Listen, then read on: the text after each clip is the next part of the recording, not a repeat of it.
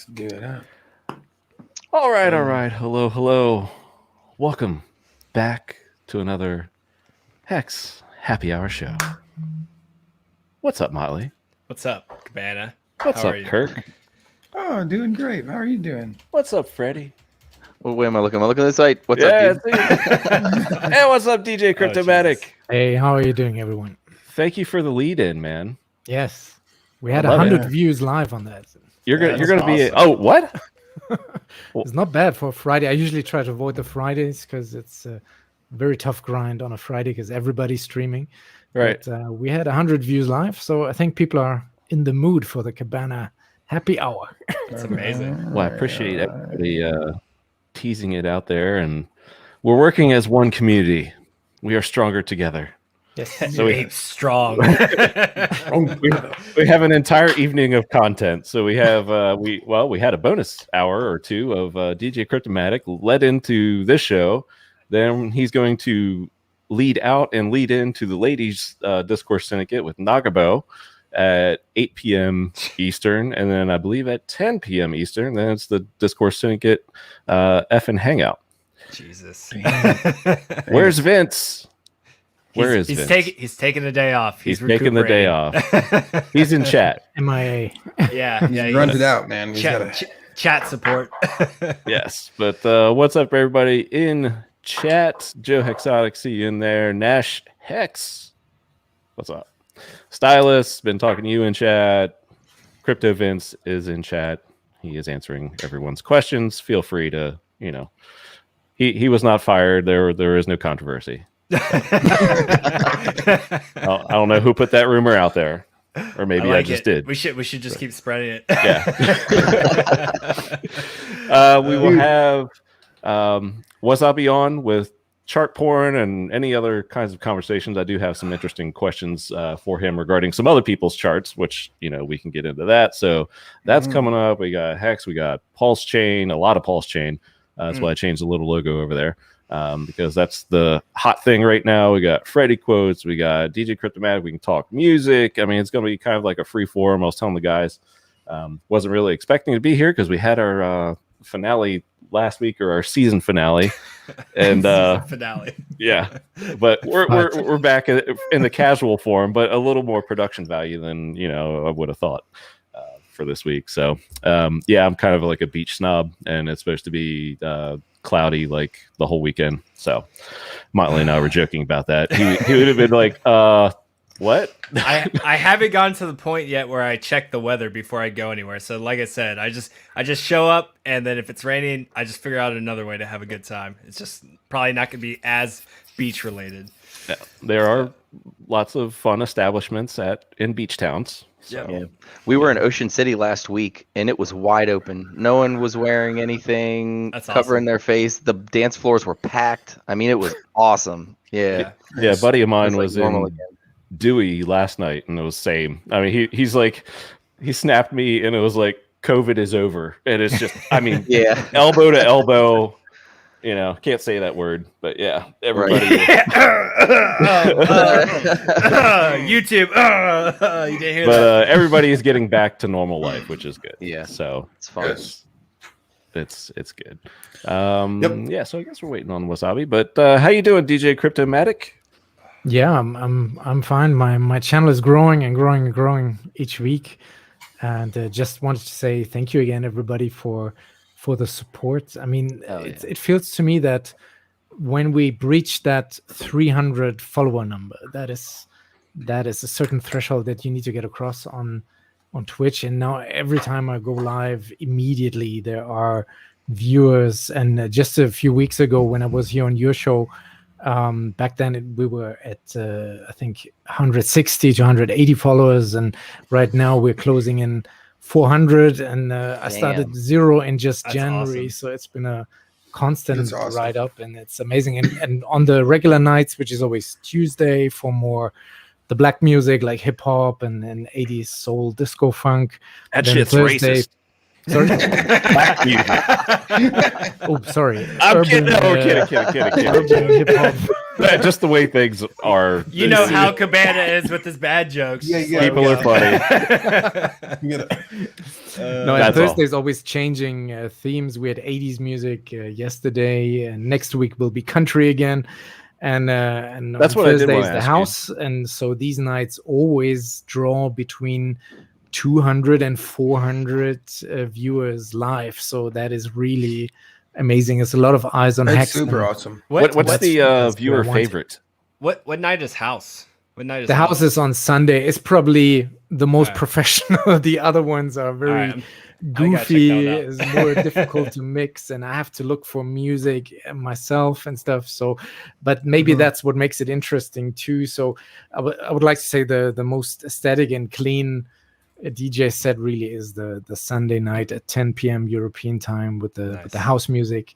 And that is also the most popular. It's really between 250 and 400 viewers live. And to get that on Twitch is a very difficult grind. And I'm so grateful for all the Hexicans that supported me, because, 400 views right now, when I started in January, it was like 5. There was Balaji, Children of the Grave, and my mother. That was it, quite the crowd.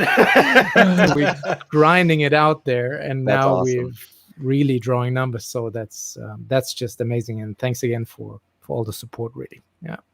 Oh heck yeah! I mean, I love music. I know Vince. He's in the chat, so he's moderating. I don't even know if you're an admin, Vince. Are you?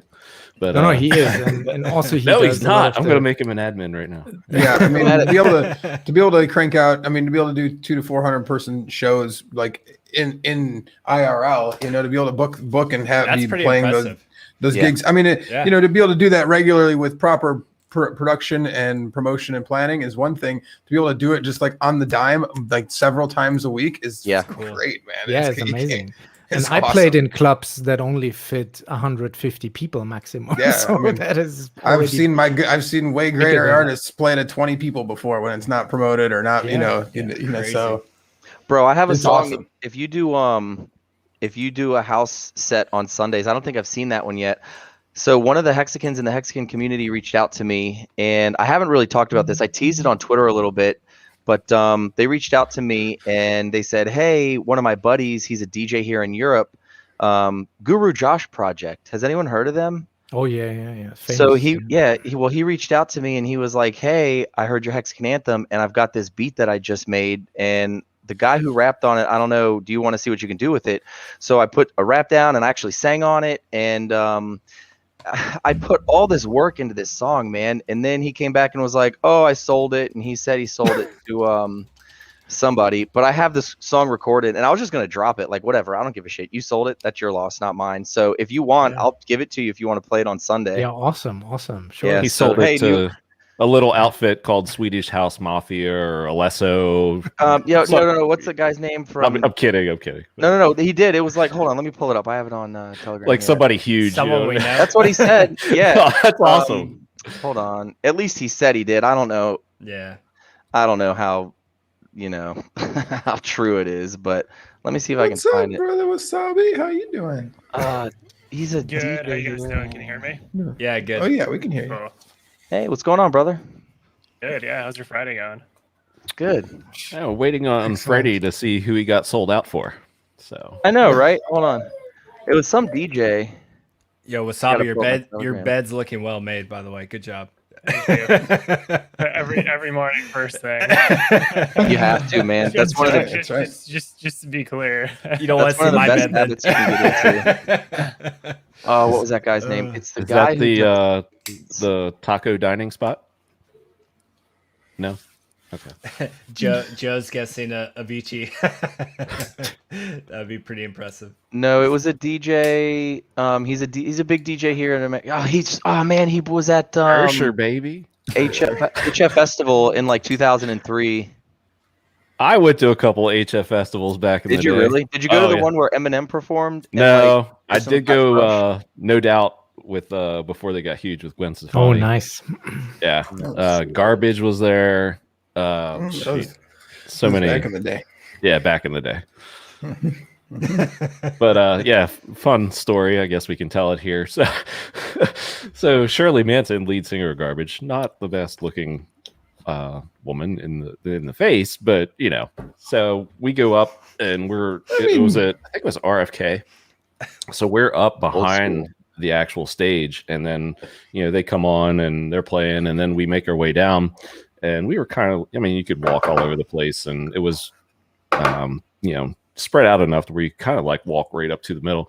And this guy comes back that we were hanging out earlier in the day with, and he's got like this look on his face and his eyes are real big. He's like, bro, I saw something I can't unsee. And I'm like, what the heck's going on? He was like, chick wasn't wearing any underwear, lead singer. And I was like, oh my gosh, man. She's up there in this like really short white skirt, and it was, I'm glad I missed it. But anyway. Gwen Stefani was? No. Well, I mean, I think everybody singer? would have been upstage. No, Yeah. It was Shirley Manson for Garbage. Oh, gotcha. But yeah. Oh. Yeah. So yeah, don't Google that. But anyway, did you find it, Fred? I'm He's literally not gonna find scrolling. it. I'm gonna no, it's in my Telegram. I just have all these. You know how Telegram has every single person you've ever messaged on your screen? Lisa Lowe. Well, yeah, and if you don't Boyz delete II it, Men- it'll tell you Boyz II what Men other. was my jam. The 2 album dropped when I was in like 7th grade, and like me and 3 of my buddies dressed up the same, like we were smooth, and then did the talent show and sang On Bended Knee, and lost to my sister, Oh my god. who sang like the Lost to Pocahontas my- song. Yeah, it was like, I mean, crazy. I thought you were going that to was say a End big of the year for Road. Pocahontas. But yeah. Chat will let you know. Yes. Perhaps chat, you can help Freddie with his wayward Google search. But No, I'm looking through Telegram. I'm not looking through. Oh, I gotta okay. go through every I was single person. who's saying like messaged Google or me. something. Oh yeah, what's that fucking guy's No, name? but just to finish on that, it's go like really, really going well. And thanks again for all the retweeting action and marketing from all the Hexicans on Twitter.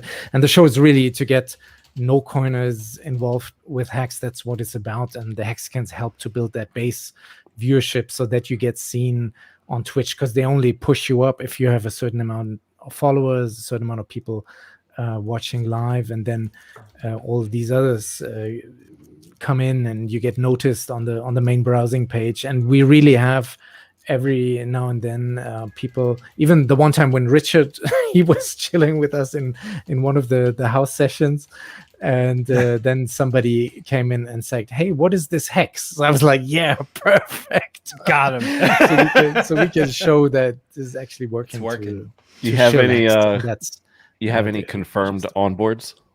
well, the thing is, I only show my stake grab link on that stream. That's the only Right. place. I mean, has see anybody come back in the movement. chat and be like, I see hey, movement. I got into Hex. This is awesome, kind of thing. That unfortunately not. No, it's new people that Okay. like really want to know more about it, learn about No, it. that's and then, perfect though. Then we provide them with links and the tutorial YouTubes that there are. Most of the time so far it has been Germans that wanted to get involved. And so this is all really working, and it's amazing. Yeah. Well, that's outstanding. We're happy to try to help you grow it. And I mean, I remember just a couple months ago, it was just like a dozen or two, and now it's turned into this. What is the maybe you already said it, so forgive me. What's the most popular genre or best reaction that your chat goes crazy for?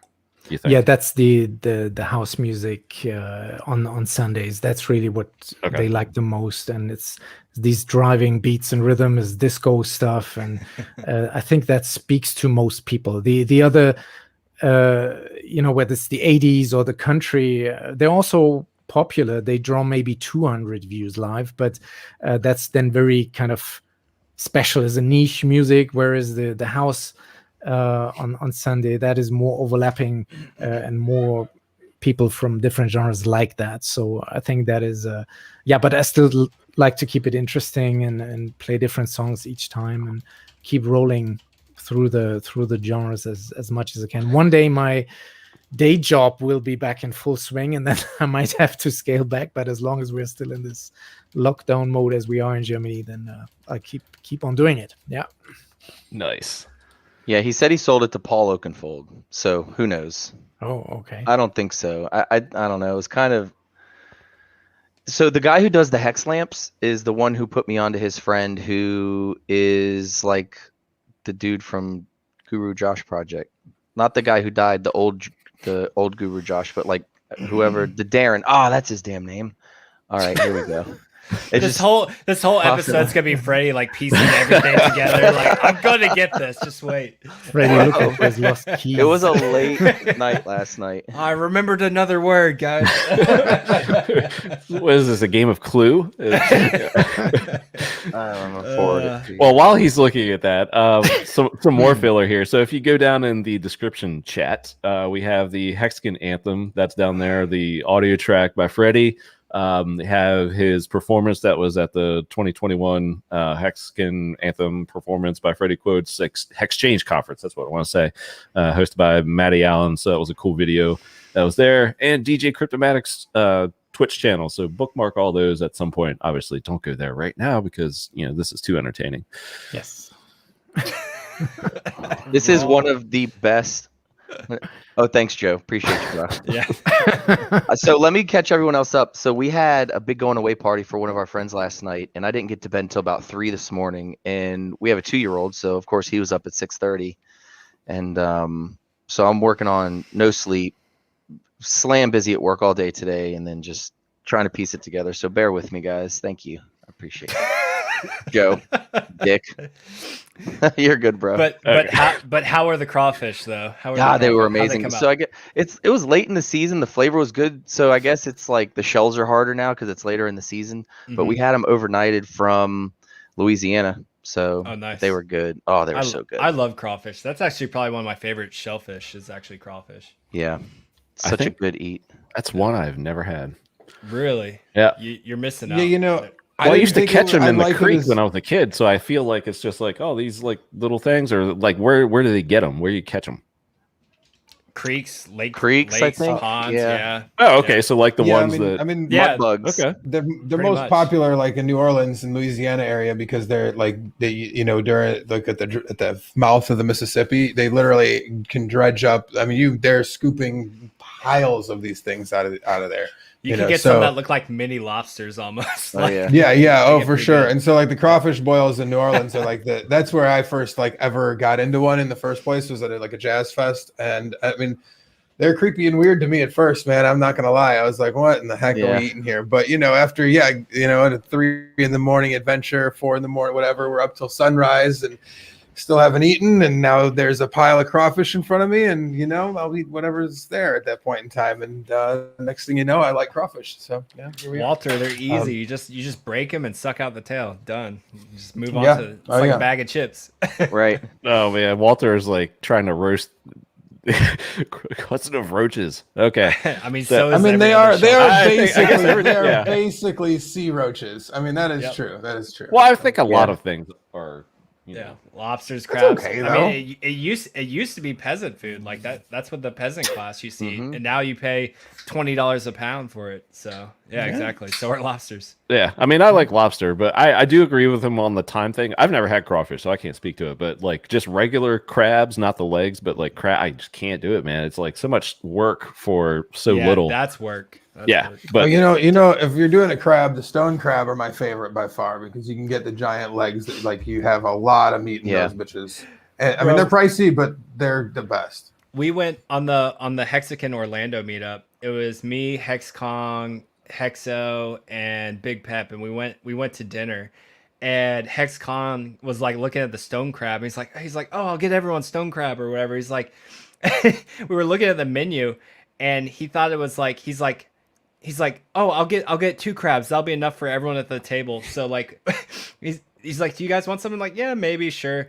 They come out, they bring the stone crab to us. It's literally just 2 claws. It's I was gonna tell you, like, he's like, it's what so is this? expensive. If you get it at a store, For me, oh my gosh, it's he like thought he was getting 2 crabs. It was just like no, it's 2 it's claws. Like, it's like $30-$40 a pound in a restaurant. It was Easy. It was like $60 for 2 claws. It was retarded. It's retarded. You can go. The trick to getting stone crab is when you go to like to a fish market or where they have them. Yeah, and then when you go, the other thing is I would recommend getting the floaters if they have them, because so whenever they steam them in the pot, the ones that the crab's full claw hasn't filled out all the way, they'll float to the top, and they can't regulation sell them as a jumbo or a whatever the grade is. So they just all throw those ones in the floaters pot, and usually the floaters are $9.99 a pound. They're the cheapest of all of them, and you can get big ass claws in there. Sometimes they're that's like a box of chocolates, you never know what you're going to get, but it's also about less than half the price of the jumbos, so it's way worth it to pick up a bunch of stone crab for $10 a pound. And king crab, Walter, is fantastic too, but I mean stone crab is so mild and good, man. It's just, if you haven't tried it, try it. Bala, what's up, man? Yeah, so I think your Knights of the Crypto Roundtable went on to some weird discussion topic last night, right? So we're on seafood tonight, so anything can happen during these streams. Did we go into what weird topic? That's more the accurate question. Yeah, we talk about a lot of random stuff on there. Yeah, I forget. I was half in and out of consciousness. I guess weird could be very subjective. It could be normal. Yeah. Where this show has guidelines and rough ideas of where we go, Knights is just a little bit more just go with the flow and see where we end up. Guidelines? We don't have any guidelines here. Oh, you send out an itinerary every time. All right, guys, these are our discussion just points. a discussion list. Motley's not going to read it. I already know. There it is. Condoms. That's what it was. Yes. Condoms. The brand hammer condoms. They're just garbage bags. Yeah. Yes. Yeah. Any new updates on Pulse? Nope. Hey, that's on the list, man, that Motley didn't read. So. I don't read good. It's definitely in the rundown. As you can see, we have our nice little logo up there changed. But anyway, Brian's laughing in chat because of the garbage bag thing. But anyway. Joe, you got to get caught up, buddy. All right. So anyway. So we got GG. All right. Kryptomatic.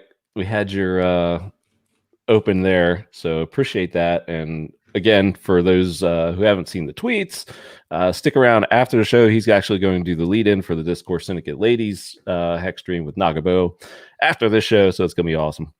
Nice. Yeah, we're going to do a drum and bass for a rough hour. Whoever is into that, please stick around and come over to Twitch, because Richard, he wrote to me on Telegram after we did it the last time that is his favorite genre, which is amazing because I thought it was 80s music, but he wrote me, I'm a drum and bass freak. So cool to get this from him directly. It's amazing. So that's awesome. He was enjoying it apparently. So that's what we're gonna play tonight after the show. Give him a heads up before you start so he can be in the chats if he's free. Well, I hope he's watching. He was on. Never know. He was in Hexo's chat today on Hexo's lunchtime stream or morning. Stream. What are you doing, Richard? Get back to work. We need Pulse. Yeah, this is why the sacrifice phase hasn't started yet. Any guesses on when a launch might be? One more week. See, that's a whole. I think I have some theories on why it's taken. So everybody has maybe similar theories, but I think it might be a kind of a shiny object syndrome, whereas somebody mentions another good idea and perhaps he likes to explore it. And, that's just one theory. Cause I think I don't want it to, as much as we all want the sacrifice phase to start. I think he wants to have the actual end roadmap for the launch of Pulse, and I think you got it. I mean, that's what it is. At least guaranteed. Yeah, if you have that, you can't do it until you have that end date. Granted, you don't need that for the sacrifice phase to start, but you do need it in terms of a timeline. Mm-hmm. So you can't have that. You can't have that lull period from the sacrifice phase. You can only maybe have a week or two before you start having angst and hostility, and just you start losing that adoption, those eyeballs, everything. So it has to flow smoothly from one to the other. You can't go more than a week or two tops without releasing PulseChain. What do you have to say for yourself? Stroking the cat here. You need a hex lion like Patrick has. Yeah. Just reach back and he's the German villain. or Austrian or whatever. Austrian, that. Yes, Austrian. You're the German villain. So the real German. The real German villain. So yeah. Odellie's like, yeah, Hex can moon in the meantime. I mean, considering what's going on in the rest of the crypto market, and that's what I kind of had, here as a note to talk about. I mean, how about, the relative outperformance of Hex right now? I mean, we're kind of like holding up near, the 6 penny range, and, Bitcoin's down close to, I don't even know, what is it, 50% now? I mean, it's back down. So, I mean, Ethereum, we've had nice bounces, but Bitcoin's given a lot of that bounce back so far. So I've been skeptical. I remain skeptical of, how Hex performs in a real bear market. We got some bearish action going on right now. Wasabi can get into some chart patterns overall. I'm pretty sure he's still bullish for some other names like ETH and whatnot. But I do have some questions for you as well, Wasabi, on a name perhaps that reminds me of the last letters are dot. So yeah. There's been a lot of good chart content lately. Just seeing how Hex has performed on the chart, it's just gorgeous. I think it was Gerard. Is that his name? Gerardo? Yeah, Gerardo. Yeah. Yep. So the one that he put out yesterday, or maybe it was this morning, it's been within the last day or so, about how we're in the parabola, and he showed the spike up, and it shows $1 by July, which is what the random line showed. So it's like everything is just falling into place. And he was like, we're about to see insane numbers right now. Like it's just absolutely insane. It's absolutely possible. And for any new viewers, this is obviously none of this. Like ultimately, if you decide to buy, it's ultimately your decision as to when you get in on the price chart. And that's why leading into this move we've had recently, this was something we've charted. I know Gerardo's had a lot of videos on it. There's a lot of tweets from Brennan, and even myself on like the buildup that was happening going into this big move that we're seeing now. And I think the whole point, like if you look at, first off, like if you're buying coins or you're investing in the market, to me, and ultimately like it's going to be different for each person, but to me the whole point of speculation is to do it before everybody else does, because that's where you make all the gains on those huge impulsive waves where you're already set in position. And where we're at now is the price. Like I actually was looking at some of the higher time frames recently on the Hex USD chart, and it's in full on price discovery. I mean, the limits as to how high it can go are truly it's kind of in an indeterminate state where it can go higher than what a lot of people expect. I can't answer for absolute targets. Feel free to bring some up or tease for later if you'd like. Right. Well, yeah, Richard keeps saying the same thing too. He's like, you guys don't even understand how high this can go. Mm-hmm. Yeah, it's pretty incredible. I mean, I'm already extreme, like with how it's done so far. I know there's a lot of Hexicans that are extremely happy. In fact, what's interesting is if you likely look at the performance from the beginning of January up until now, it's very likely at this point that Hex has probably already outperformed basically all the big caps in the market, including Ethereum, would be my guess. I don't recall what the exact price on ETH was at the beginning of the year, but it's doing really well. And it kind of goes into the whole golden chart that Motley and I we're intentionally not showing that information to the market because it creates another variable that bigger whales can basically use to their advantage to trade against. And that's why. Yeah, that's why. That's exactly why Cabana. Don't give him lip.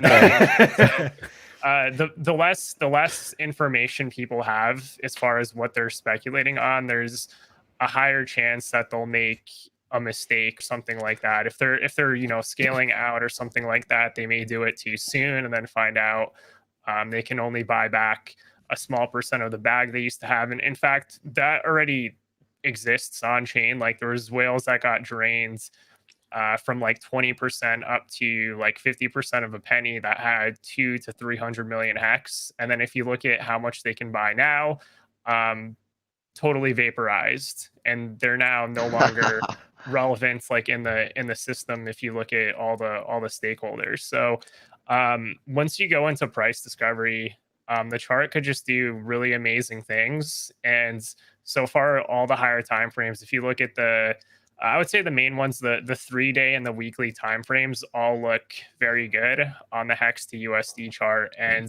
I think there's a lot of time for things to play out before we see the pivot, whether the entire crypto market goes into a bear market. Because if you look at, let's say, a bear market, for example, there's a lot of good points Richard made as far as Bitcoin exiting its parabola and how historically that is kind of an indicator for going into a bear market. But there is one instance on the Bitcoin price chart where it did fall out of its parabola in 2013, but then it continued to make it made a higher low and then had a blow off top at the end of 2013, early 2014 at 1200 for Bitcoin. But I think basically that's kind of the pivot right now on the Bitcoin to USD chart is whether the 2013 double cycle plays out or whether we go into a bear market and Bitcoin falls back into its long-term accumulation band on the logarithmic chart. I would say there's a non-zero chance for either scenario to play out. And if you're speculating in the market, just you have to basically be mentally prepared to possibly see those lower levels if you're holding on to coins. So that's at least for the Bitcoin price chart. Now, that doesn't necessarily mean the same thing for the HEX to USD pair, because when you have really big bounces in the market, that plays out over weeks and months before you get a decision. So you could still have a huge bull trap or bear trap actually play out on the Bitcoin to USD chart that could last the remainder of the summer before you have like a decision for the rest of the year. And that's a lot of time for HEX to kind of do its own thing, regardless of what the rest of the market's actually doing during that time frame. That was that was the cool thing about Richard kind of releasing the sacrifice phase, or supposedly, like, I don't know how many weeks, it was a couple of weeks ago now, right? That it was like 7 days until sacrifice phase. So we had that hype up. I think we were like sitting at like 2.5 cents, 2.7 cents. And then we just started skyrocketing. And like Wasabi was saying, along the way, we've just liquidated these large wallets that have gone out of their HEX position. And now they have to buy back for fractions of what they had. And I know Cabana and I have been looking at some wallets, and there's only really one big liquid HEX wallet that could really affect the price. And even right now, even they're just kind of sitting dormant over the past day or so. So we really are into unknown waters. But that's the cool thing. We kind of like weeded through all the people that probably would have sold during the sacrifice phase leading up to it and front run it. And now we're going into the sacrifice phase where everyone's just ready to go, amped up. Like, we're going to hit that 10 cents so damn quick once that gets released.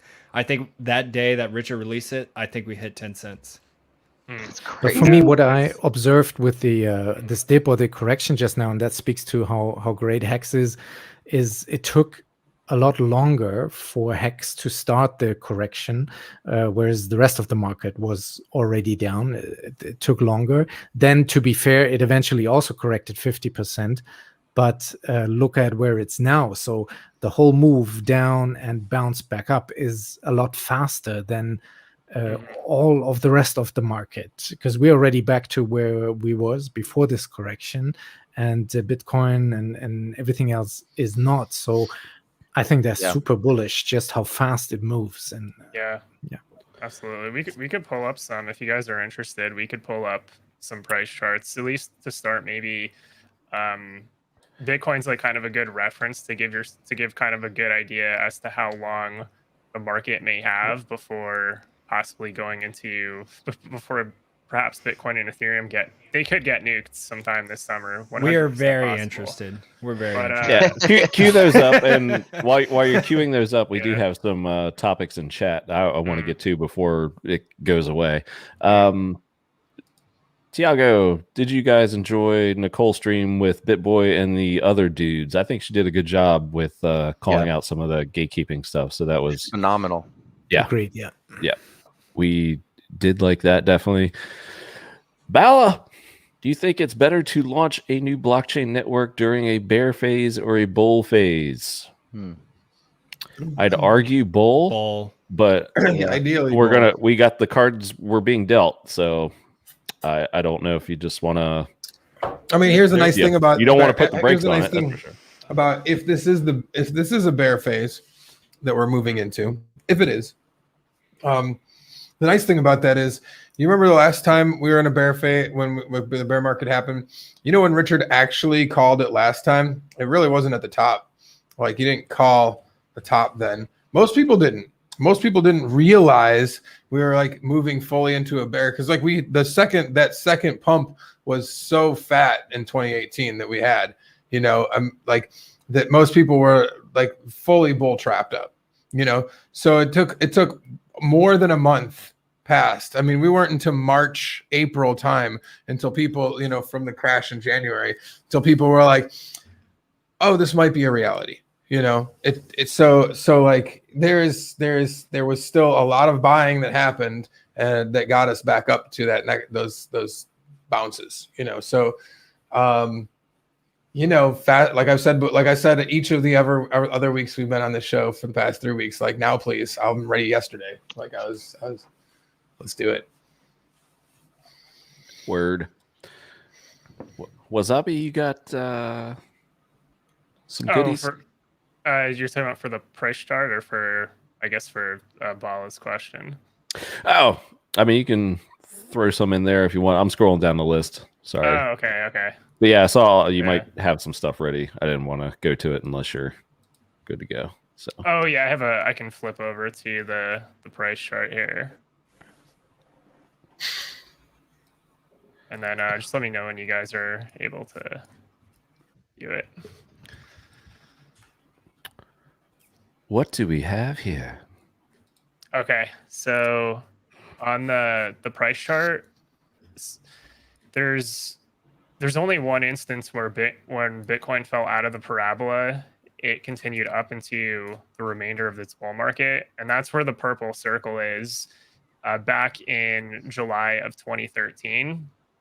Now, a lot of crypto Twitter is speculating on this move playing out, which for me kind of makes me cautious, because generally the market does not like to fulfill the narrative of what most people are speculating on. Generally, it adapts around it, and something different just plays out in most scenarios.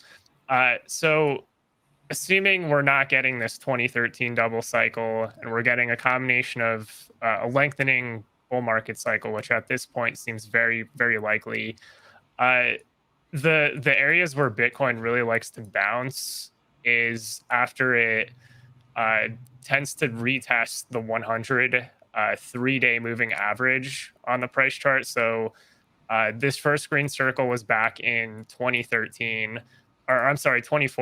So there was a bounce of around 57%, which basically was a huge bull trap before ultimately going lower. And then those instances also happened back in 2017 multiple times. So there was one over here, second one over here, and then it basically just had a dampening oscillation until finally capitulating. That was the strangest capitulation too, man. Like it felt, I can remember that so clearly, just like feeling like we're sitting on a straight plateau forever. And you're like, there's no way this 6K, how do we just rest at 6K for what feels like a lifetime? Forever. Right. Yeah. It was like, this is unnatural as hell. And so, when it nuked off it, you're like, well, that sounds about right. But there was something going on with Tether front running it, I think, the dip, and then of course the catalyst was the Bcash drama, which you are very aware of, I guess. I am Bcash fork, thoroughly entrenched in all of that. Glad to not be anymore. Team Bitcoin Cash over there. I think they got blamed actually for talking shit to Richard Hart. I think they actually got blamed for this entire move down. That was the narrative in the market. But we even saw that that retest around the blue moving average even during this cycle, back where it first had the blow off top near 14K. retested that level, huge bounce again, and it actually did it twice before finally capitulating again and then starting its next uptrend. So the market, this is what I mean, is it takes a really long time for this kind of stuff to play out. Like, for example, if you look at the 2017 cycle and you just look at the time it took before finally plunging to lower levels, this entire move above, even having bounces above this blue moving average, took over 3 months to play out. And then if you look at even during this cycle, when it first retested this moving average, it took, again, actually even longer. It took a little bit over 4 months to actually play out. So I think we're going to kind of see more of the same again. This, at least for this recent move up here, is it can basically come back down to these moving averages and then have huge bounces. And then it's at that point, it's ultimately a waiting game to see whether you start to make lower lows to get the capitulation, or you start to build up some new support floor. So crypto Twitter is mostly speculating on 2013. So that does make me cautious in that scenario. And in the case for capitulation, if the price does capitulate, Richard's targets are pretty accurate as far as how low it could actually go on the price chart, because so this green band here, this actually is Ben Cohen's into crypto versus indicator, and Richard's targets is basically within this historical logarithmic regression line that we've seen so many times. And I would say because there's more instances where when it did fall out of the parabola, it did go into a bear market, I would say probability probably favors Richard as to what could play out over the next couple months. But I don't know what's going to happen as far as whether it's going to be 2013 or whether we go back into the bands. But either way, I am going to be prepared for whatever happens, and I'm just going to kind of go with the assumption that it's going to take the remainder of the summer to really play out. So that gives a lot of time, at least on the Hex to USD chart. That's a lot of time for Hex to really make its own, do its own thing in the market, while everybody else is just kind of waiting to see what happens with Bitcoin and Ethereum. Yeah, I mean, that's something that's exactly what I was getting at, is that like during 2017 cycle at 18 bull run, there was a bunch of stuff that pumped after that, new projects, different things that were, totally outside of the narrative of Bitcoin and Ethereum, just they were new, and I mean, just like anything else, that stuff has a low ceiling because there's just nobody up there ready to sell down on it. It just can't, so there's plenty of bull cycles within bear cycles and all the rest and everything within this, so like, just there's always a way to, see what the market is giving you and do well with it, Yeah, absolutely. And even the first really big move on Hex happens when everything else was basically dying in the market. So what it's doing now, to me, it just seems it's pretty normal. To me, it just looks like the cycles on Hex are kind of staggered relative to what the rest of the market's doing, which is really nice during these periods of time, because while everybody else's portfolio is basically in pure death right now, there's basically there's, at least in this ecosystem, in this product, it's the total opposite. So it's really nice having that during this period of time. So I'm happy. I don't really even care what the rest of the market does, because either way I'm good. Yeah. Well, the cool thing too, that's why we're in Hex, is for the interest, right? Yeah. So no matter what happens, we're still getting paid. Yeah, it's pretty nuts now. Just I started to basically add up how much interest is getting paid out per year, and there's plenty of Hexicans, I think, on crypto Twitter at this point, where their daily payouts are probably surpassing what their jobs previously paid them for employment. So That's kind of the mind-blowing part. Yeah, it's total facts. Like I know there's some people mentioning like, you know, what they're holding and stuff like that. That if you guys are gonna publicly disclose like what your holdings are, just be aware. There's certain things you may want to consider before doing that. So because when more people know you have a lot of wealth, then there's a lot of people that may just want to be your best friends for that exact reason. So yeah, they may not have your best of intentions at heart. Yeah. You know, who knows? Yeah. Well, while we're talking hex charts there, Wasabi, Nick Cote, I followed him for years, and he posted this.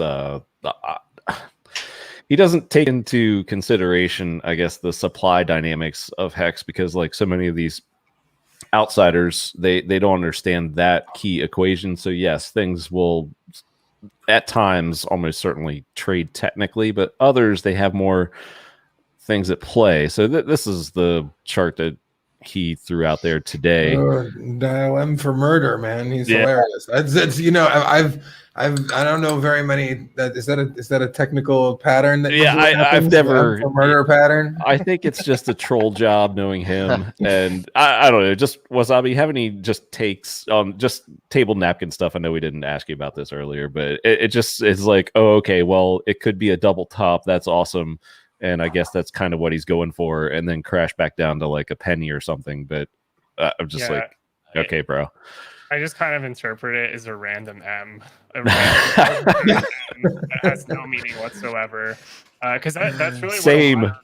A lot of when just in general, when somebody's speculating on what the price is going to do in really short time, like, because this is over, he's speculating on this like even over the course of a very short time frame, which in the vast majority of instances end up being wrong. Like these really are like the low time frames. I really just do assume whatever people draw on low time frames are really just random lines. Stuff only that. Macro trends only work like basically in the macro, meaning a longer time frame. So I think what you're going to see is a lot of cope on Twitter the higher the price goes, because it can really cause a lot of disbelief as to what's actually going on. And this perhaps could be an instance of that. So the TA he has is there's it means really absolutely nothing at all. Nick clearly doesn't watch Dragon Ball Z, so the M stands for Majin Vegeta. So we're about to get a boost to the power level of Hex. That's what's actually that M stands for. Straight to 9,000. Fucking screw. And I will bet any amount of money he has never heard of PulseChain or sacrifice phase or the dwindling supply or any of the other dynamics at play that are specific to Hex. And that kind of makes you laugh a little bit when outsiders come in and be like, oh, well, I mean, it's cool when they're on our side, because we've had a lot of chartists and YouTubers be like, oh, this is the prettiest chart I've seen. And Mitch Ray, that was cool having Richard on earlier this week. So that was awesome. And he was like, oh my gosh, man, this chart's awesome. They have no idea what's coming. It's about to blow everyone's panties off. Like number 3 crypto overnight as soon as Richard releases sacrifice phase date and all the details. I mean, just in general, whether it's sacrifice phase comes or not. I mean, like what we were talking about earlier, we're like, there's only a couple wallet. We'll get into that stuff in a minute, but like. This is when Hex starts. Like Hex didn't like I've thought from the very beginning that like Hex, like the whole first year was like going to be painful to get through because of all the supply that we had to get rid of. And then the whole next 6 months, I was looking at like March, April, and like, okay, finally we might get rid of all of the people who have tons of bags to sell. And we have. That's all of that has played out almost exactly. And we've talked about this for months. Like I can remember talking about this on Big Payday. Like this is like I was like, this feels like this is part where Hex starts. But like no. Once you've gotten rid of all the extra baggage, you know, now we're left with people that are true believers and long stakers and strong hands. And then from there, there's the up and to the right narrative is going to just like continue to like a dangerously wild degree from here. You know, like I don't see anything like I mean, there'll be places where people will take profits, you know, but whatever. I mean, that's not That's like that won't stop the mechanism. We watched somebody dump 200 million coins, and that was eaten up in a day. Yep. And there's a guy dumping like 5-10 million a day this week, and we're still kind of holding, high 5 cent, low 6 cent range. Yeah, So people want those coins. they do. Yeah. It was funny. Everyone was waiting. They were like, "Oh, the big stake ends. The big stake ends." And I felt like all of January, all of February, Yeah. and into March, it was like, "Oh my God, can this big stake just effing end already?" Yeah, and now we've gotten through that. We've gotten through all that there's shit, nothing. And so like now Yeah. now we've gotten through most of that. It's like what else? What other shit do we have to really deal with? What other FUD? What other bullshit? No, we really mostly just have good news on the horizon and more up times coming. So like, Yeah. I mean, there will be a lot of cognitive dissonance and disbelief especially if we do cruise into a bear market. People are gonna be like, what is going on here? I love it. I love it. Bring up this. It's an IQ test, right? It is an IQ test. But I've also said it's also an ability for people that are willing to learn to like you can gain the intelligence from this IQ test as well. Like, I mean, I wasn't as good of an investor or as well versed and understand all the things that I do a year and a half ago. I just wasn't. Yeah. That's one of the things that I talked about on my Hex talk during the Hex change, was that you have to have an open mind and you have to be able to question everything that you already know. And that's just a key to be successful in life, period. Not just crypto, that's anything. Like if you think you know it all, if you don't maintain that student mentality, you're selling yourself short and you're going to get left in the dust. It just happens. Yeah, it's kind of the same. It's the same kind of psychology with Bitcoiners and kind of their fear of like Ethereum dethroning it as the king. Because there's always the argument on the Bitcoin side that not touching the monetary supply is better for long-term trust, blah blah blah. But I kind of take the counter on that argument where over time, like protocols come out and there's just better fundamentals like built in. Like EIP 1559 is an amazing fundamental for Ethereum, and that makes it just overall, like in terms of holding, the deflationary effect, that's a huge advantage it has over Bitcoin. So the thing I've noticed a lot is like with a lot of the top coins in this market that tend to perform really well is like they end up having a lot of supply sinks for supply that would have been sold that just doesn't really touch the open market. So yeah, you even have stuff on Ethereum with like DeFi where people are locking up coins into whatever contracts, things like that. So you could actually, it's pretty amazing because like with the whole PulseChain thing, it really makes me think of possible scenarios where you can actually do the same thing with ETH HEX or Pulse HEX, things like that, where you can collateralize things and introduce leverage that could basically provide even better price pumping later on.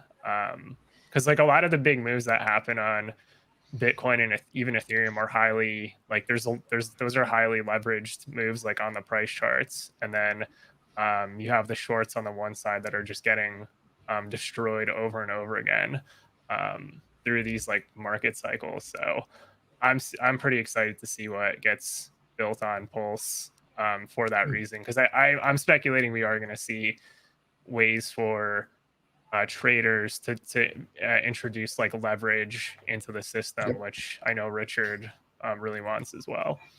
Yeah, I mean it's the swings can get swingier. I mean there's the reason why people can, when Richard wants that to be a thing, because there are the haters will get destroyed. That's where all the wicking of that you see comes. I mean there's some longer, and I mean in crypto there's plenty of longs get wrecked too. Don't get us wrong. Yeah. I mean those wicks go both ways, man. But boy oh boy, will it be crazy to see how high things can go when you have highly leveraged ways to buy and sell Hex, which is already a very, very tight supply, Mm-hmm.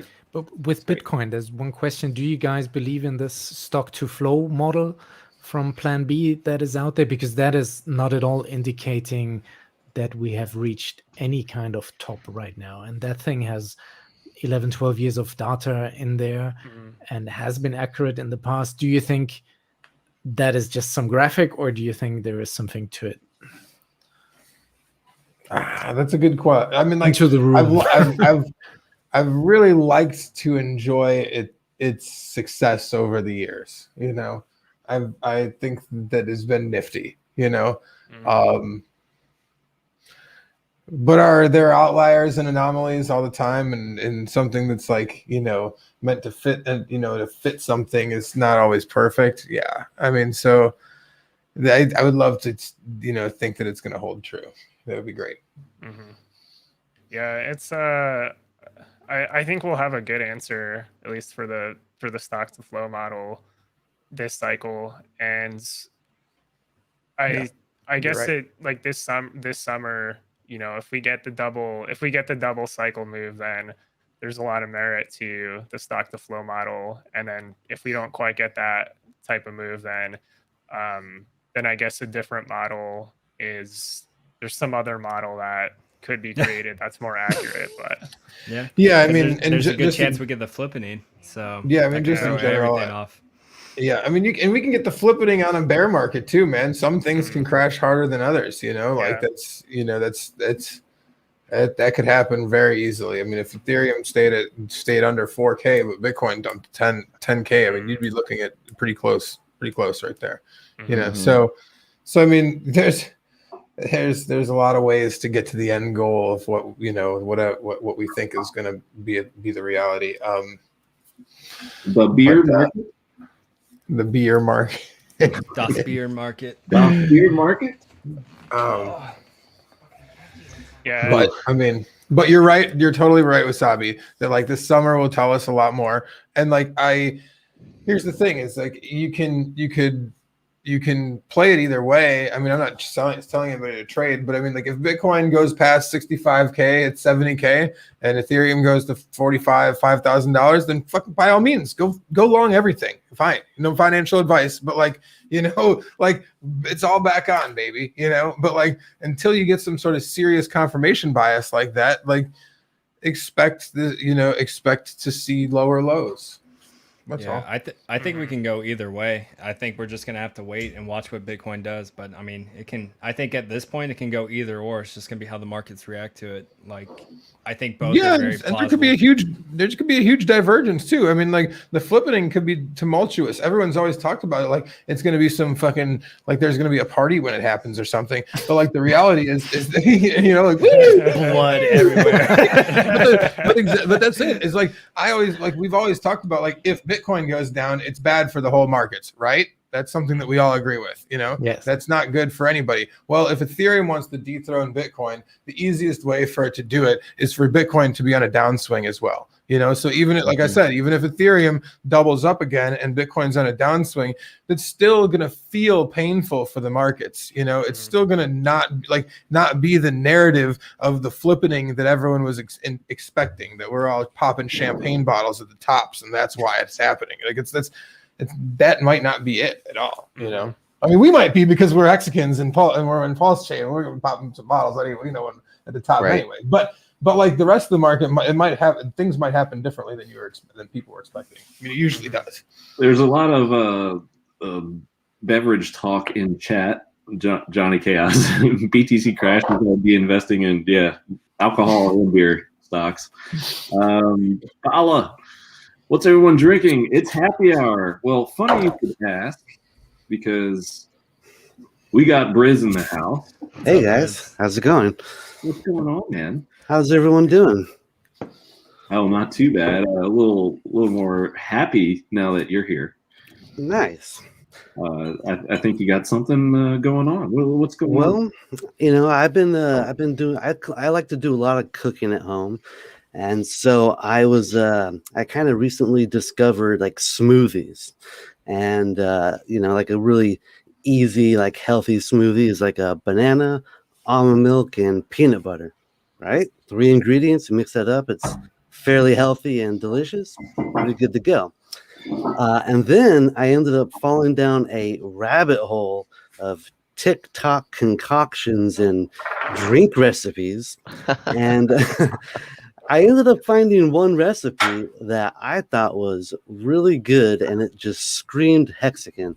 So I private messaged Cabana, and I said, hey, you got to let me come on and submit this drink to be the, at least in competition, to be the official drink of Hex. All right.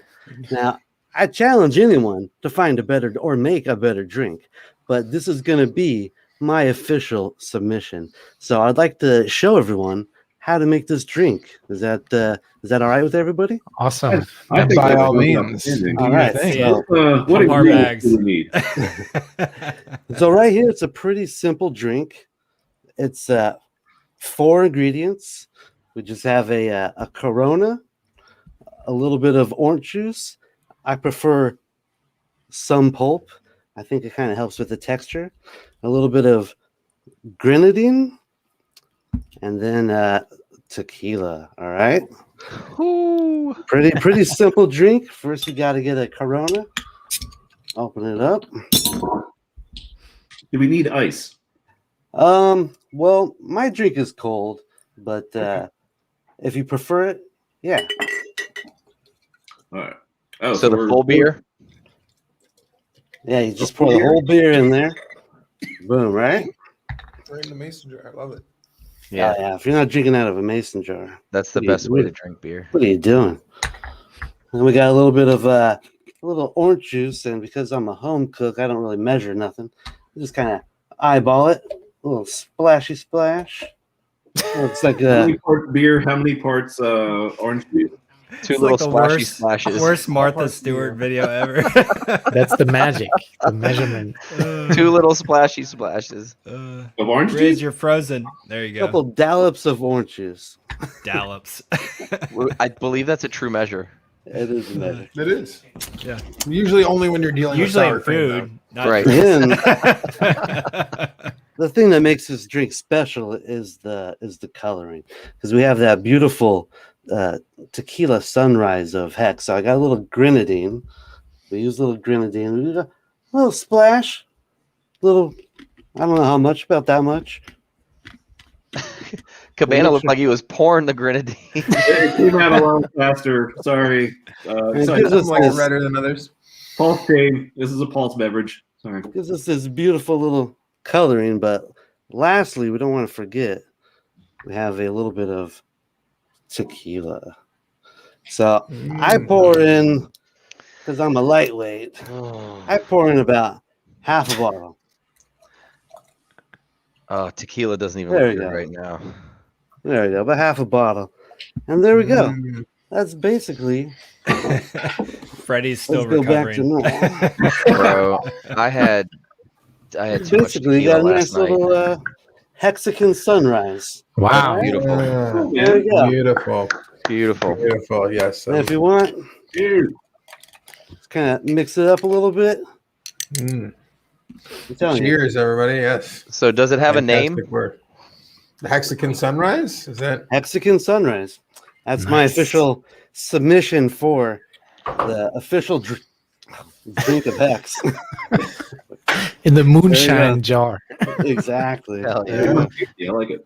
Actually, you know what? If you really want to make it a Hexican drink, you have to pour it into a Hex-inspired vessel. Right. There you go. And this is how you know it's OG, because that was when it was. I made it on day one, and that's the truth right there. Stake it till you make it. That's awesome. That's good. There you go. Well, thank you for coming by and sharing. Follow, man. And if anybody has a better Hexican drink, inspired drink to challenge this, I say, bring it on. There's All right. also, I also have inspirations of a pulse inspired drink. That'll come at another time. All right. Outstanding. Can't wait. All right. Well, you guys I'm wonder, a vodka guy, so I substituted Tito's instead. There you go. And so, Cabana, so you made it. What do you think? How's it taste? I am not too much of a tequila person, but this is absolutely pleasant. It's not bad. It's not bad. Not bad at all, man. Not All bad at all. And yeah, I think the PulseChain thing too would be like cool. So we get like, eventually we keep talking about it. Like one of these days we'll get back to like having a conference. It'd be cool to have like a little sidebar or something like that. Or maybe Big Kirk knows somebody in Vegas that could have a little small bar with some themed drinks or something. That would be like a rocket pop shot or something like that. There you go. I was gonna say, a little mix off somewhere. Mix off. With That'd be fun. Yeah. if you guys go to Vegas, you can ask for a Hexican Sunrise, and they'll be like, "A what?" And you'll be like, "All right, let me show you how to make this." You don't even know. Are you going to Vegas, bros? Yeah, I plan on being there. Okay, cool.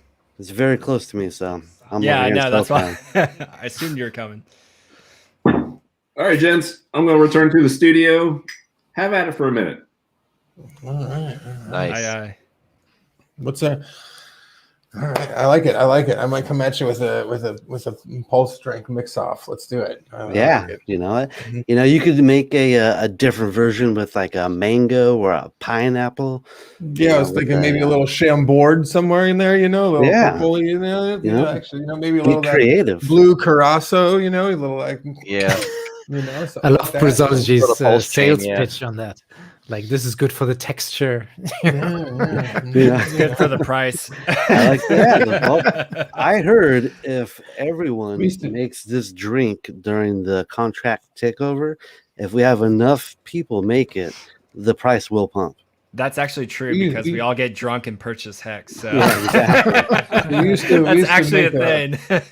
We used to make a purple I guess it was like pulse colors because it was like blue curacao or what curacao. I don't know how you say that shit, and chambord. But but it was basically a Long Island iced tea. So you do the four main liquors of a Long Island iced My tea: so the favorite. vodka, rum, tequila, and it's a fucking gin. All clear liquors, equal amounts. And that's, for whatever bizarre reason, they mix together fantastically. It has to be So clear, good. has to be equals amounts, and then just a Fishbowl splash size. of blue and a splash of purple. And we called it the Grateful Dead back in the day because we were on tour. But now you can call it whatever you want to call it. It'll get you fucked up though, real quick. Long Islands are the way to go to pregame for sure. Freddie, are you my long lost brother? Maybe. Why's that? Someone in the chat says we look like brothers. Oh, really? You guys are rocking the same outfit right now, pretty much. Hey, you My know wife- what too is I wife got me recognized Freddie's headset as Corsair, and mine It is. also happened to be Corsairs. Yeah, but Oh, is mine's it? the Nice. actual same headset. So Yeah, that's true. Yeah. I got it for work. I talk to people on the phone all day. And when I used to go to the office, I would hate listening to other people when I was on the phone. So they're pretty good with the noise canceling and I just wouldn't have to deal with anybody. But now I'm 100% from home. So I used to have that same exact model, and those ones are actually a lot more comfortable in the ears than these ones. yeah. I have Yeah. big ears and these go completely over my ears. So Yeah, these ones are shallow. So, anyways, headphone talk. it's going everywhere tonight. It's a laid back. It's a happy preview of hour. the summer with shows on the road and whatnot. So Yeah, if you stuck with this Can't wait. bar audience, If you're doing, if over you're the past doing few months, mobile streaming, I highly Right. recommend the AirPod Pros. These are fantastic pieces of machinery. hey, Yeah. that's the type of note I need, man, because I might be out. In a I'm couple not months. saying that like I haven't been like impressed with they're mediocre most Apple products, but like these things are fantastic and they work very very very well. I mean, especially like all my streaming, I'm usually just in here. a with lot one of these. people that I've talked to don't like the pros as much. They like the style of the original AirPods. I hate the regular ones. They always fall out of my ears because they're not all like rubberized and I've stuff. actually heard the Slider. opposite. I heard the opposite. A lot of Well, people don't like the maybe I pros got because weird of that. ears, man. Maybe I got weird ears. Join the club. Join the club. Yeah. Cabana, are you where are you traveling this summer, man? What do you got going on?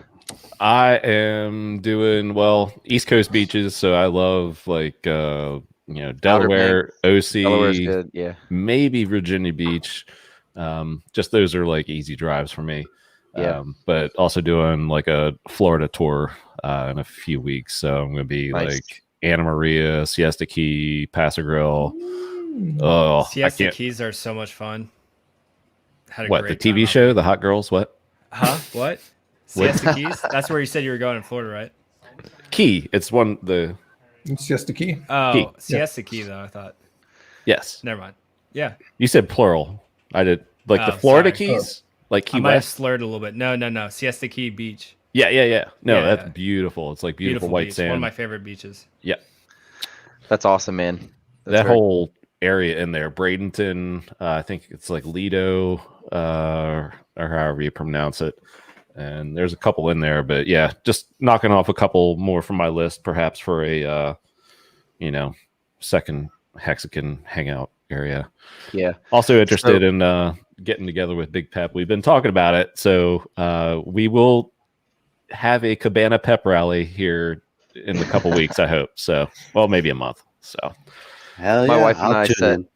we set a price target, and when it hits that, and hopefully soon, we're going to take 2 weeks and then just cruise the coast of Florida and decide where we're going to buy our home. There's more that goes into it than that. Like, our son will be going into school here in the next couple of years, so we've looked at all the top private schools in Florida, and we're probably going to move close to one of those, but we want to go tour around Florida and just pick out a house, and that'll be our Florida. what place. coast you looking?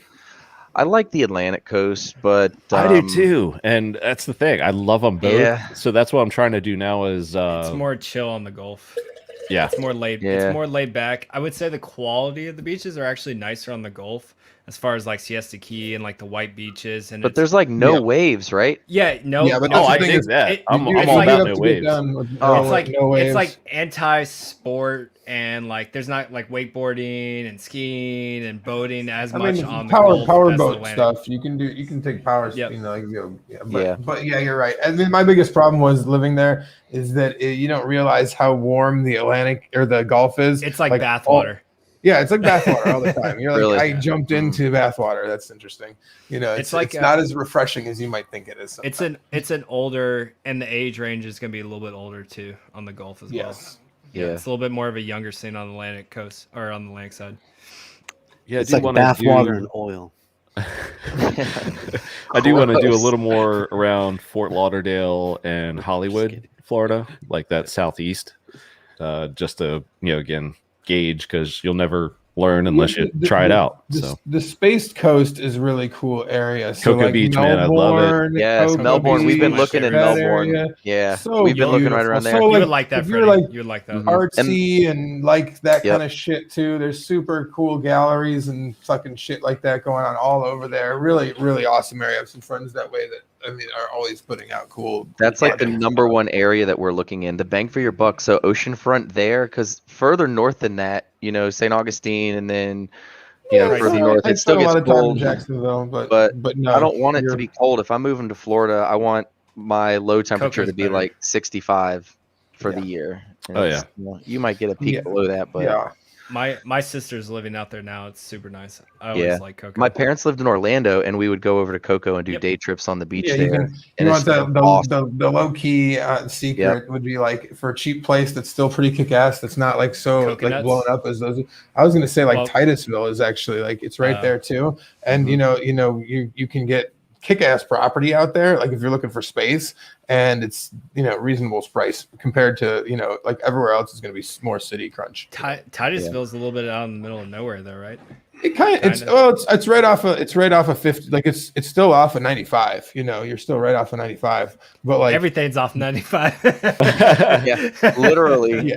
Oh Yeah. my gosh. Yeah. well, it's like it's like the straight shot. It's because it's State Route 50 crosses the state and that ends in Titusville. So like it's still, there's stuff, like I said, it's spacey-ish out there, but like if that's what you're looking for, if you want like to actually have acreage of land, that's going to be Family the easiest spot to compound. find. Yeah, family Yeah. compound. Yeah, exactly. For sure.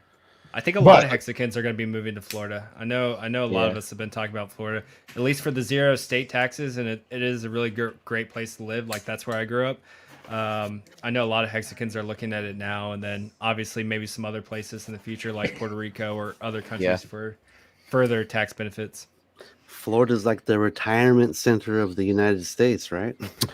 It is that way, and not to get banned on YouTube, but hey, do it. Get your own channel banned. Do it. If you want it to stay that way, and you move from certain places, don't bring your votes with you because you will ruin that place. Look at Texas. So frustrating. Texas stayed blue long as hell. I was surprised. Wait, what? What? Texas? Yeah. As a Californian, yeah. As a Californian, I think it should be illegal for Californians to leave California. Lock them down. Yeah. Have fun. I would never live in California. Yeah. It's beautiful. You couldn't pay me. Beautiful. You know, when the weather gets really cold, you know, I put on a sweater. You know, I mean, I say lots of. I can see Briz with a knitted sweater from grandma or something on. This is my sweater right here. Just in case. This Hexican Sunrise will keep me warm. Yeah. You need whiskey for that. You couldn't pay me enough to live in Cali.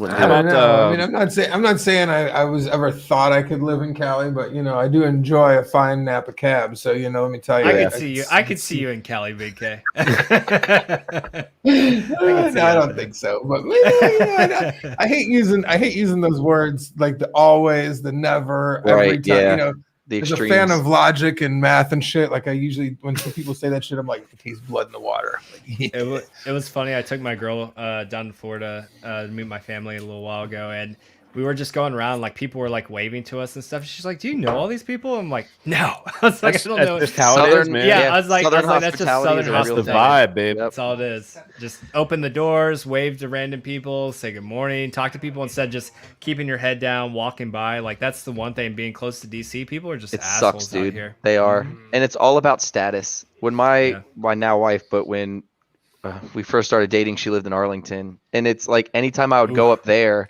to like hang out with her and her friends, they're like, "Oh, what do you do? How's this? What do you say? Where are you that with?" It's like, oh my, they only care about status, and it's like, you guys are all pieces of shit. Like, I don't want to be surrounded by you. So, well, how did you find her there? That's amazing. I know, crazy, right? So it's a wild story. So I was doing a pull. I was doing business to business sales for Verizon, and she came in for a job interview like 5 years prior to us like starting to dating. And I was in a long-term relationship at the time, and she was in a long-term relationship at the time. And she went like on a full day interview with me out in the field to do business to business sales for Verizon. She didn't take the position, and then like 5 years later, I was on Bumble, and she hit me up on Bumble. She was like, "Do you remember me? I think you took me out on a job interview." And I was like, "You know what? I think I do. Yes, absolutely." And we went on a date and just hit it off, and the rest is history. But I don't know. I got lucky. She's way out of my league, like way out of my league. I don't know. Hey man, good for Solid. you. Yeah, but like, and she knew it too. Like when we would go up there, I'd be like, "Man, all these people care about is status." She's like, "I know, I want to get the fuck out of here." So, I thought you were gonna say she knew she was way. Yeah, above that's your what league. I was thinking too. I was like, that's never gonna work very well. She's like, awesome, "I'm way hotter than you, bro." I'm very blessed. I'm very blessed. Outstanding. Motley, what you were saying, like. My dad and I talk about that, going down to Florida and getting like 100 acres and then building like one house on this side, one house on this side, one house here, and just have like a compound of like 150 acres with just family, and take four-wheelers back and forth, and you can have water on the property. You can do that a lot jet in skis. Florida. People don't realize that. Like there's a lot of land that you can get out there for the cheap, for sure. I need to start looking at better places than Zillow. You think for someone in the mortgage industry and who knows real estate, I've tried to find land in Florida, and I guess I'm just not looking in the right spot. I hate Zillow to begin with. Wait, but where are you looking at? Motley seems to know. Well, that's the thing. So, as close to the guy. coast as possible. Like, I would love to have an oceanfront home, but you're not getting 100 acres. You're not gonna get the close acres to the ocean. Oceanfront. I mean? It's So just it's just not a thing. You gotta go more inland. I'll give you guys a tip on properties to search for. I don't want your tip, Briz.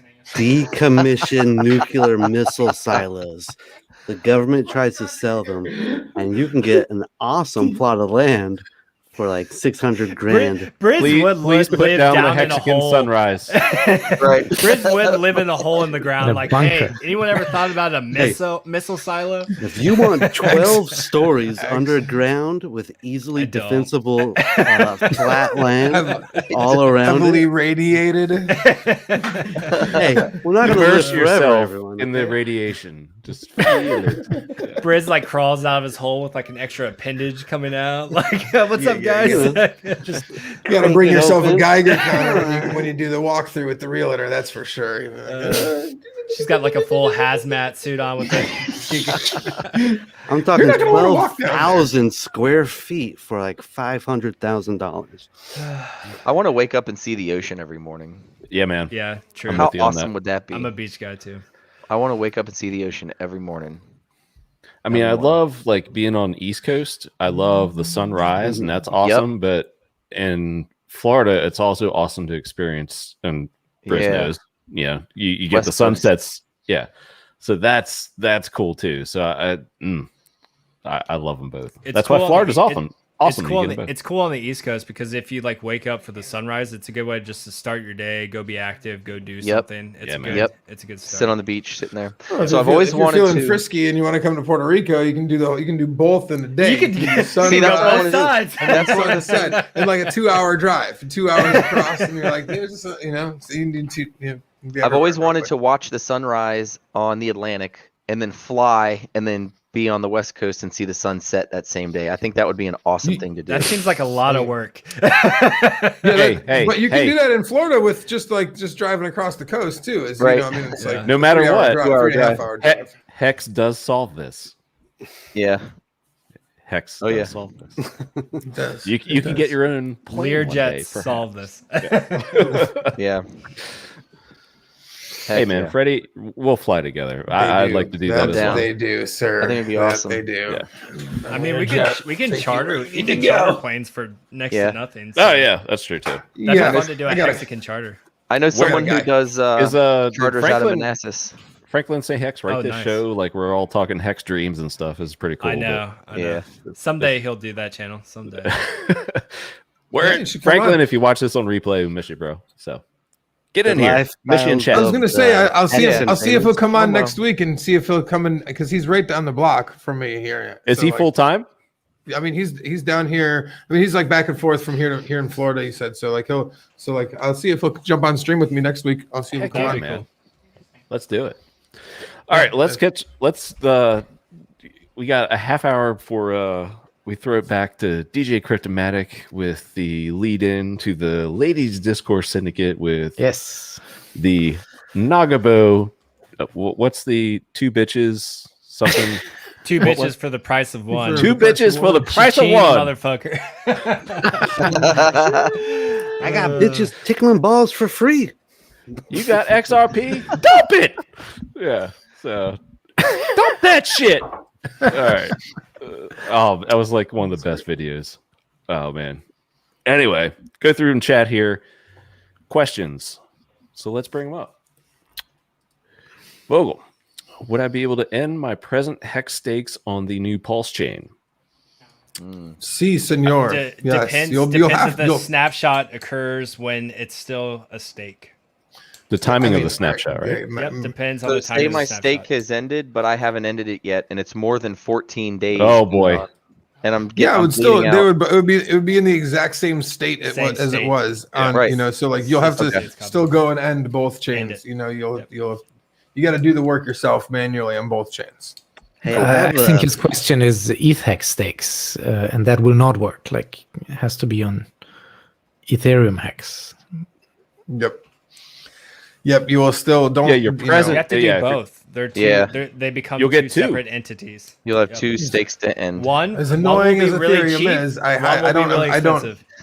I don't Yeah. advise anybody to dump all of their Ethereum bags by any means because they will probably have to unstake some stakes at some later point in time on both chains. So Yeah.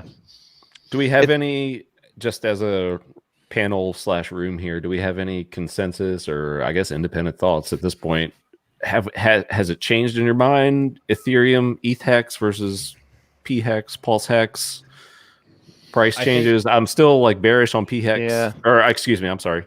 Don't take that wrong. Willy Wonka that shit. Yeah, ETH HEX. Yeah, I agree. You're gonna temporarily, get so pissed off but it will come back. I think ETH HEX will dump after the snapshot. Probably there's a very strong chance that ETH HEX will dump momentarily. When you see and you have both chains there and you're transacting on Pulse and it's nothing, and then you have to go and stake the same transaction and you have to spend $100 or more, hundreds of dollars, it's going to become so annoying to see how small of a transaction costs and then how much it costs on the other one. That's going to be so annoying. I'm not as bearish on ETH HEX as y'all. I mean, I think it might go down some. I'm talking like, short term. Short term, yeah. I mean, even so, I mean, I still think it really depends on how much people sacrifice. Because I mean, if people sacrifice most of their liquid hex that's out there, then it's going to be hard to like sell it. And it when if you've already given it up, and that's not to say that there isn't other people. If let's say Pulse Hex's price goes up a lot, a lot. Let's say it goes up to more than the price of ETH HEX, right? So let's say that happens. People are going to be like they're going to be less incentivized to dump their ETH HEX at that point in time because why they're going to spend, they're going to get less they're going to pay fees, a bunch of gas fees to do it. Yeah. And then they're going to have to also sell that to get what now half as much. That sucks, Who are you calling because the bearish? thing. No, I'm not. I said I'm not bearish. I've said I'm not bearish on ETH HEX. I said I think that people won't be so. Like, I don't think it's as bad as you think that it will be. I think the Pulse HEX will go up a lot, and I think the ETH Pulse or ETH HEX people will probably keep more Ethereum HEX than you think. They will sacrifice some, but I think some are smart enough to keep some for the snapshot as well because they realize what the value of HEX is going to do over the sacrifice phase.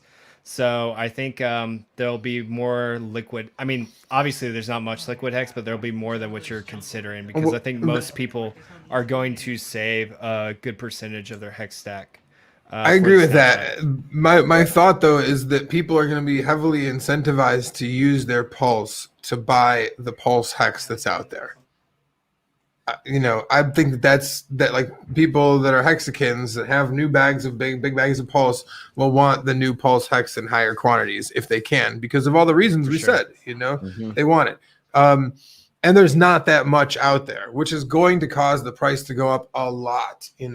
So if that metric is the case and there's very little out there, then the best play in some regards is just to have your snapshot hex because then you're not fighting for it afterwards, and at the same token, if the Pulse HEX goes up a lot, why sell your ETH HEX at a way shittier rate at that point in time and for higher fees? I mean, because the only reason too. And the only reason is because you are going to FOMO in, and like we've learned pretty hard that like that might not be always the best thing to do, So like, it is redesigned. It is redesigned though this time around. Like it definitely, I think you'll do very well regardless if you go in early. It's just there might be a little tweaking you can do to maximize the games, but it's not going to be like the initial AA lobby was. Like it's not going to be detrimental to go in early. I think you're going to do very well going in early. You might just be able to optimize it and do a little bit better if you tweak a little bit of that.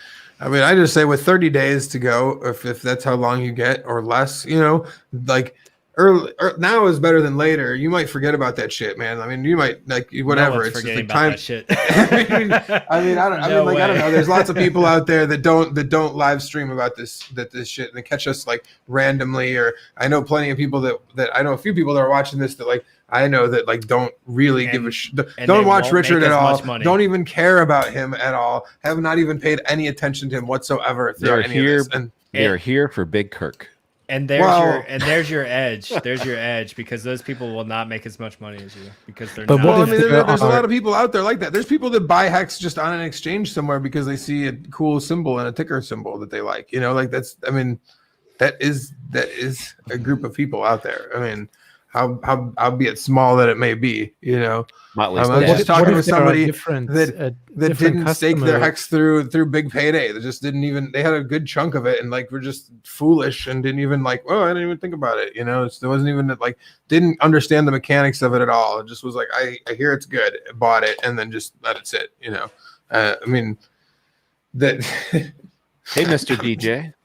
No, I think that both versions of Hex might have different audience, different customer. I think that's what Gary from Funding Gym also was trying to express in his conversations with the Germans there, the Crypto Sparbuch, that maybe the PulseHex, that's for the smaller investors and day-to-day staking, and the ETH maybe for larger investors. So we don't know what's going to happen with Hex in future. Maybe 2, 3, 4 years down the line, there might just be a market for both. So I personally, I see hope and that's hope the case. that both things will Yeah. flourish. Well, Stakes. I mean, it still has its yield, right? So you're still going to be getting your interest, Well- and when one starts to go up or one starts to go down, people are going to start to use the other one, even if it like I stake now and I Yeah, end we stake have now and both I anyway. pay those fees because I'm making more money with the stakes. I think Johnny said it best, Chaos. He was like, or maybe it wasn't him, maybe it was someone else. He said, yeah, okay, it sucks. You got to pay $200, but how much is that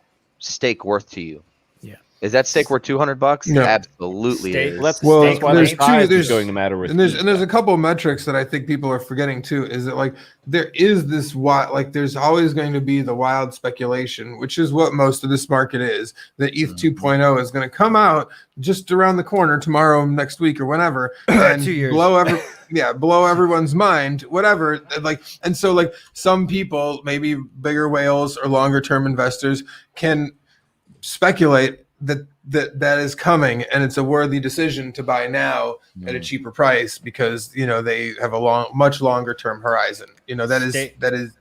Yeah, I think the stake length and stake size will just continue to increase on the Ethereum hex, or at least in the time being, and then the Pulse hex is just gonna be shorter stake lengths in comparison.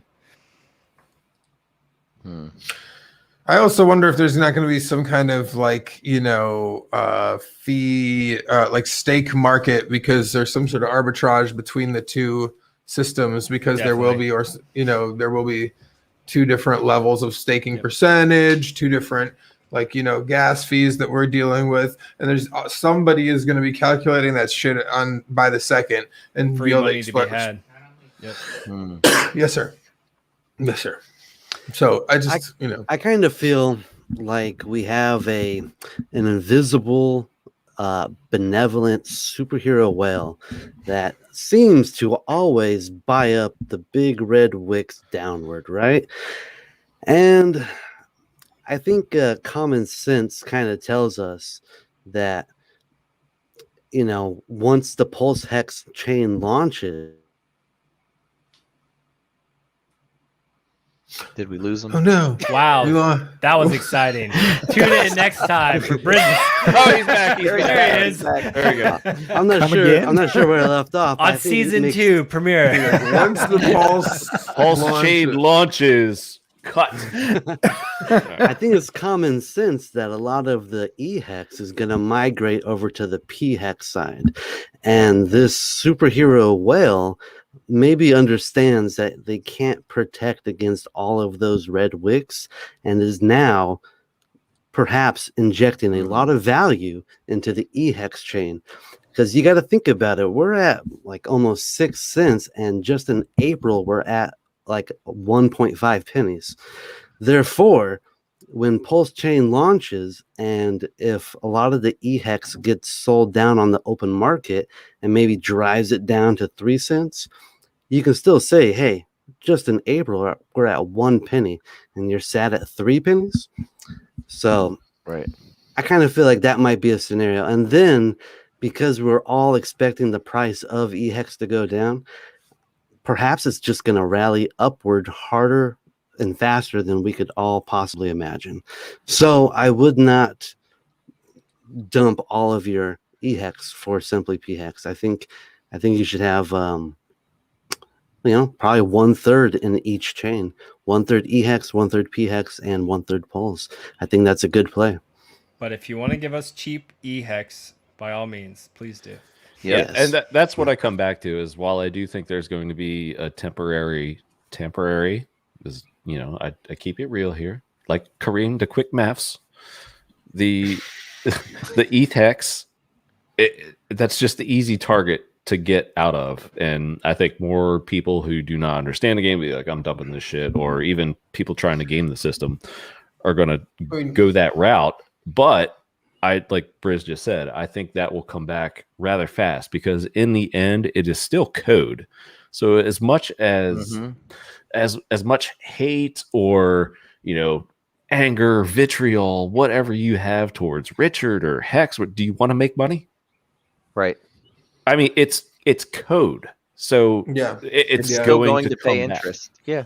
It's I still mean, going to Richard's been very clear that he'd like to see Hex expensive on all chains everywhere. You know, This is true. I mean, and you know, we've seen. You're right. You know, set your limit orders basically, because like we've seen these situations. I mean, even after big payday, like I mean, who thought that it was going to get bought up that fast? I mean, it's insane. You know, like we hit a low, but man, did we come back up as quick as you could have ever imagined. And what I've noticed too is matcha.xyz has better, gives you a better price than anywhere else I've seen. Yes. As well. So definitely check it out. I remember thinking because of all of the hyperinflation throughout the first year of Hex, I honestly did not expect Hex to get off of 1, 2, or 3 Satoshis for the entire first year. I was like, I didn't think it was going to have any price appreciation until after the big payday. Then I thought we would see something. OA. So the price appreciation before big payday blew my mind. I was like, what the heck? Yeah, me too. I mean, early on when we saw it go down, I was like, man, like on day 25, 30, you know, you do some quick maths, you know, and you'd be like, 11 more months of this is a long time. Yeah. Yeah. You know, you're like, oh, this is a lot of supply. You know, and that's what we all thought, right? But now we're thinking the price of EHEX is maybe we'll take a dump. Well, guess what? Maybe we are all wrong. We were wrong before. We might be wrong again. Yeah, I mean, it is a shiny object thing that's going to happen with Pulse in general. There's going to be a lot. It's not just Hex and Pulse Hex and how that mechanics works and the difference between E and P Hex. It's also all these other coins that are going to be on there. There's also what Pulse as a native token will do and how its metrics are. It's also all the other game theory that is built on it already and can be built on it to add to it, whether it be NFTs, whether it be liquidity mining, whether it be, you know, validator, you know, circulation, whatever you want to talk about. There is a lot of metrics to go into this that people are going to see, and depending on who you are and what you know, some people find that they, you know, they are interested in liquidity mining, like I said, or some people, you know, are fine being providers, you know, or some people like to play shrimpy games or whatever. And I don't recommend it, but like there's a lot of that's going to exist. And then are there new projects that you already see on Twitter popping up that are like, we're launching strictly on Pulse and we're offering X, Y, and Z airdrops to, you know, A, B, and C, you know, holders, you know, so like it all begins again anew in a crazy way. And like, anyway, I mean, there's going to be a lot of possibilities for what could happen. You know, I mean, but the narratives I don't feel like are that different for Hex. I mean, the price should get, you know. I like 2 money printers more than I like 1 money printer. It's what it comes down to. Yeah, you had waited to still like 5 minutes of my long word salad. And 2 money printers better than 1. All right, Yep. good.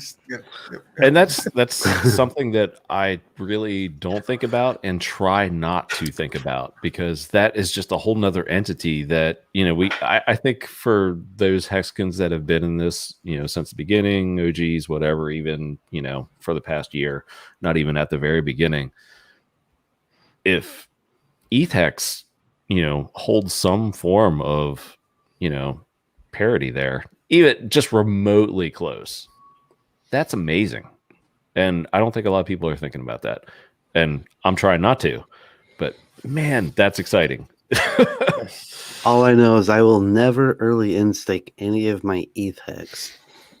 Just No. don't want to do it. Don't need Why to you do it. lying? I ain't lying. I ain't lying. Why are you lying to us, man?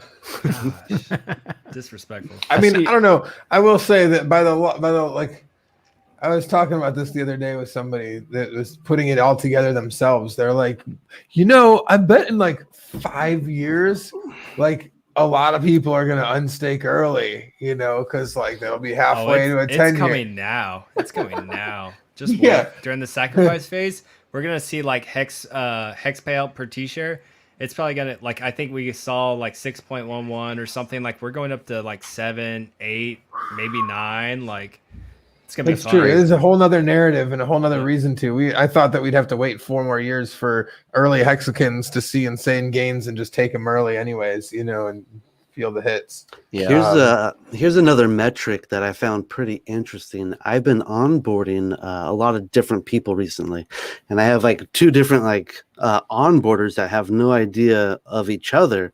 And this morning they both are texting me. They're like, "Hey, I'm gonna do a nice big stake on Ethereum because the fees are so low right now." I was like, "That's kind of interesting," because I've been telling them, "Hey, wait until Pulse launches, and then you could build a ladder on Pulse." But these people are so eager to make a stake that they're going to do it now because they're only like $5 in. Well, that's I'm like, good, hell though. yeah! If I you're tell- gonna be I into tell it for a people year if or 2 years, just do it. I believe if people if they don't like the most important thing is to have Hex. The next most important thing is to stake Hex. Like that's nothing changes there. Like now, as soon as you can, this share rate still goes up. Everything else. If you are some sort of gambler type and also want to get in on Pulse as well, because even though you don't have any Hex now, okay, fine, I'll tell you about it. But like, I really recommend you buy some Hex and stake it first, and then we can talk about everything else that's coming. That's how I try and come at people. Because I think that that's really the right way to do it. Because I think that having Hex on both chains, stakes on both chains, all that is infinitely valuable. Yeah, is it just me, or does anybody else out there feel guilty about holding some liquid? Not at all. Really? Nope. I not do. at all. Me either. I mean, Not, I have not when enough it's stakes. not when. I have enough when I look stakes. at I have a certain percentage that I keep liquid just because if we see a moonshot, my parents are retired. I have no guilt about that whatsoever. Oh, okay. And from that perspective, I do understand that. And so when I look at my staker app, I've got 85 to 90, and I do have some short-term stakes that I keep on a 30-day roll just because I don't want them. I don't want it long, but I don't want it liquid. So I have liquid in case we see. If I wake up tomorrow and we're at 50 cents, my parents never have to work again. Like that's gonna happen. Absolutely. But so I don't feel guilty. But when I look at my staker app, I'm like 87% staked, and they're big, huge, long stakes. So what if you just like rolled it for like a month? I do have a portion that I roll every month. But even the dream plan? Well, I have been rolling that, but with the sacrifice coming, I didn't want it to be locked up whenever it rolls. So part of it's going to go into truth that. comes out, damn it. part of it's going to go into that. Part of it's What gonna go into that. about this? I have some Hex liquid I converted from Ethereum. I was planning to sacrifice, but man, I'm starting to get attached to that Hex. I don't want to. Exactly. Wasabi, you can probably talk about that, getting attached to your Hex bag and not wanting to sacrifice it, right? Exactly. Yeah, I think that's fine. You can sacrifice whatever coin you want. So every person's going to have a different strategy. I know some people are buying up liquid supply Hex to leverage gains going into the sacrifice. Others are just holding. I think a lot of buying. There's a lot buying for the sacrifice because the staking activity has gone way down. So I think it's just the wallets are loading up.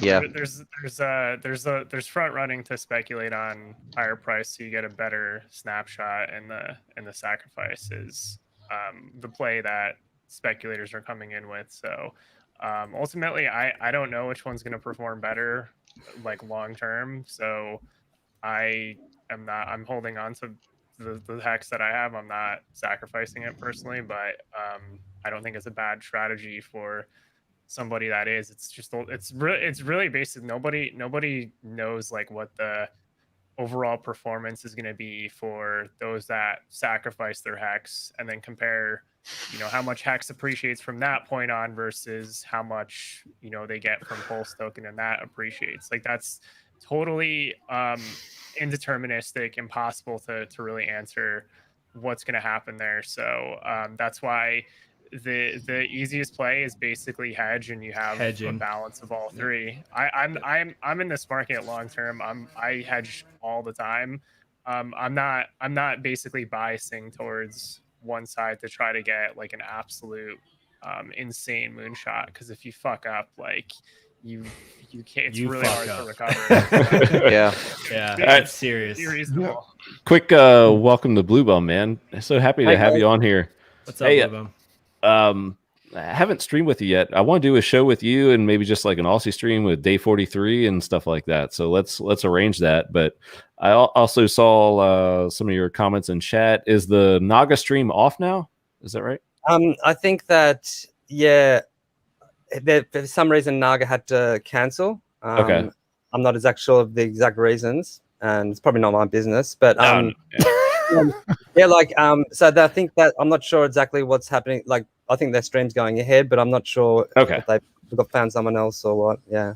Okay. Yeah, if it's going ahead, then we'll throw it to DJ CRYPTOMATic after this. But yeah, another thing I saw, I just wanted to bring you on to let everybody know you're interviewing a maxi tomorrow night. Yeah, man. I got a Bitcoin maxi to come on.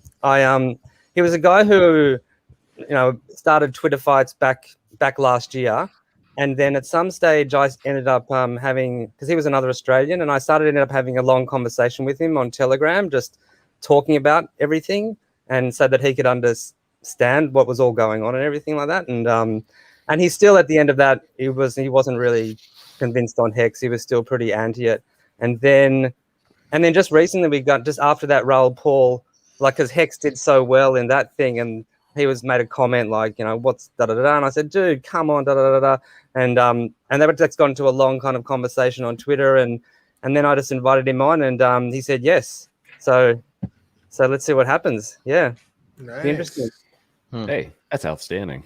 All right, and what time is that? When's that going to be? Tomorrow? Yeah, tomorrow it's 12 noon Australia. I think that's 10 p.m. New York City time. Okay. Is that on the East Coast? Not 10 sure East Coast. Yep. Yeah, so 7 like West Coast. Eastern, yeah. LA or whatever. Prime time. Let's do this. Yeah, and just go to the Blue Bum YouTube channel, and I haven't put a thumbnail up yet because, I'm lazy.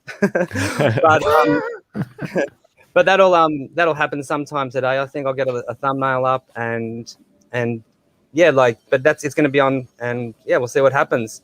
I'll probably do one-on-one with him at the start, and then if he wants to hang around for the rest of the Aussie crew, then we'll see what happens there. Awesome. Well, I'm looking forward to it. And I've mentioned them a couple of times on here, some of the streams that you've had talking, and speculating, which kind of like what we're all doing with Hex and especially PulseChain over these past few weeks, and how many different strategies there are with it, and so many dynamics at play with, current market prices just in general, and bear cycles and bull cycles, and it's awesome, man. Yeah, and I love your stream, man. I'm a regular watcher of this one, and DJ CRYPTOMATic, man. I've been rocking out to your stuff, because I'm always in the chats and stuff. Thank you. Yeah. And DJ CRYPTOMATic comes up, and I love those 80s sets and the funk sets and the hip hop, and then I jump on my bike and I ride through the streets of Cairns to get my coffee, and I've just got it all blaring in my headphones, and yeah, it's awesome, man. Thanks. That's awesome. Thank you. Yeah. That's cool. I have a quick question for you, if I can squeeze one in here. Do it. So, have you ever heard of the Youngbloods? No. They're like a YouTube fishing show from Australia. Oh, yeah. Brody Moss, you've never heard of him? Nah, I mean, Okay. fishing's not really my thing, to be honest. Okay. Although, there'd be a lot of people up here. Actually, the guy I live with had something that went viral, and then YouTube took it down because they were fishing, and the fish hook like they got the fish or something. I don't know what happened, but the fish hook went into his calf, his muscle. Oh. And so he was like, fuck this. And he's got a knot because he couldn't pull it out because they kind of like they hook in and You have and to he push it couldn't. through. There's barbs on him. Yep. You have to He's push got a it through knot and cut the just barb. started flashing away, and there's all this blood kind of started pouring out. And I think it went viral on YouTube. And That's but not no, what you do. He's got a big scar now, I'm sure. This is it. I onboarded this guy, and like and we got it all done, and then like 2 weeks later, he was like, he just got frustrated with stuff, and he just like trashed his whole laptop. Like he just started smashing it, and then threw it away. And I was like, "So where'd you put those seed words?" And he had them on his. Oh, I don't want to go into it. Man. But like yeah, like he's a bit of a character, that guy. Freddie, that channel you're talking about, is that the guy with the dog, Strider? Yeah. Is that that's a really good YouTube channel. I like Dude, that that dude is awesome. He's super genuine, down to earth. Beautiful. That's one of the places I want to go to when I retire here soon. So I want to plan a trip down there and go out fishing with him. Yeah, that's a very cool YouTube channel for sure. Outstanding. All right, so Blue Bum, just to double check, as far as you know, the 8 o'clock lady or the stream within the hour is going to still happen. Is that correct? Yeah, as far as I know, it's still going. Okay, so perhaps you'll be the guest, volunteer. You know. No, I'm going to the market. Hard to replace Nagabo, but anyway. All right, well, with that in mind, DJ CRYPTOMATic, we'll let you get set as you'll do, I guess, the lead in. And all right. The link is in the description. You can throw it up there. I don't think it's going to get taken down in the chat as well. But yeah, just look in the description. DJ CRYPTOMATic on Twitch. Remember Twitch. So just wanted to put that out there. He'll do the lead in for the ladies. Discourse Syndicate starting about an hour from now. And while he gets set up, yeah, that's awesome. DJ, before you go, any parting words?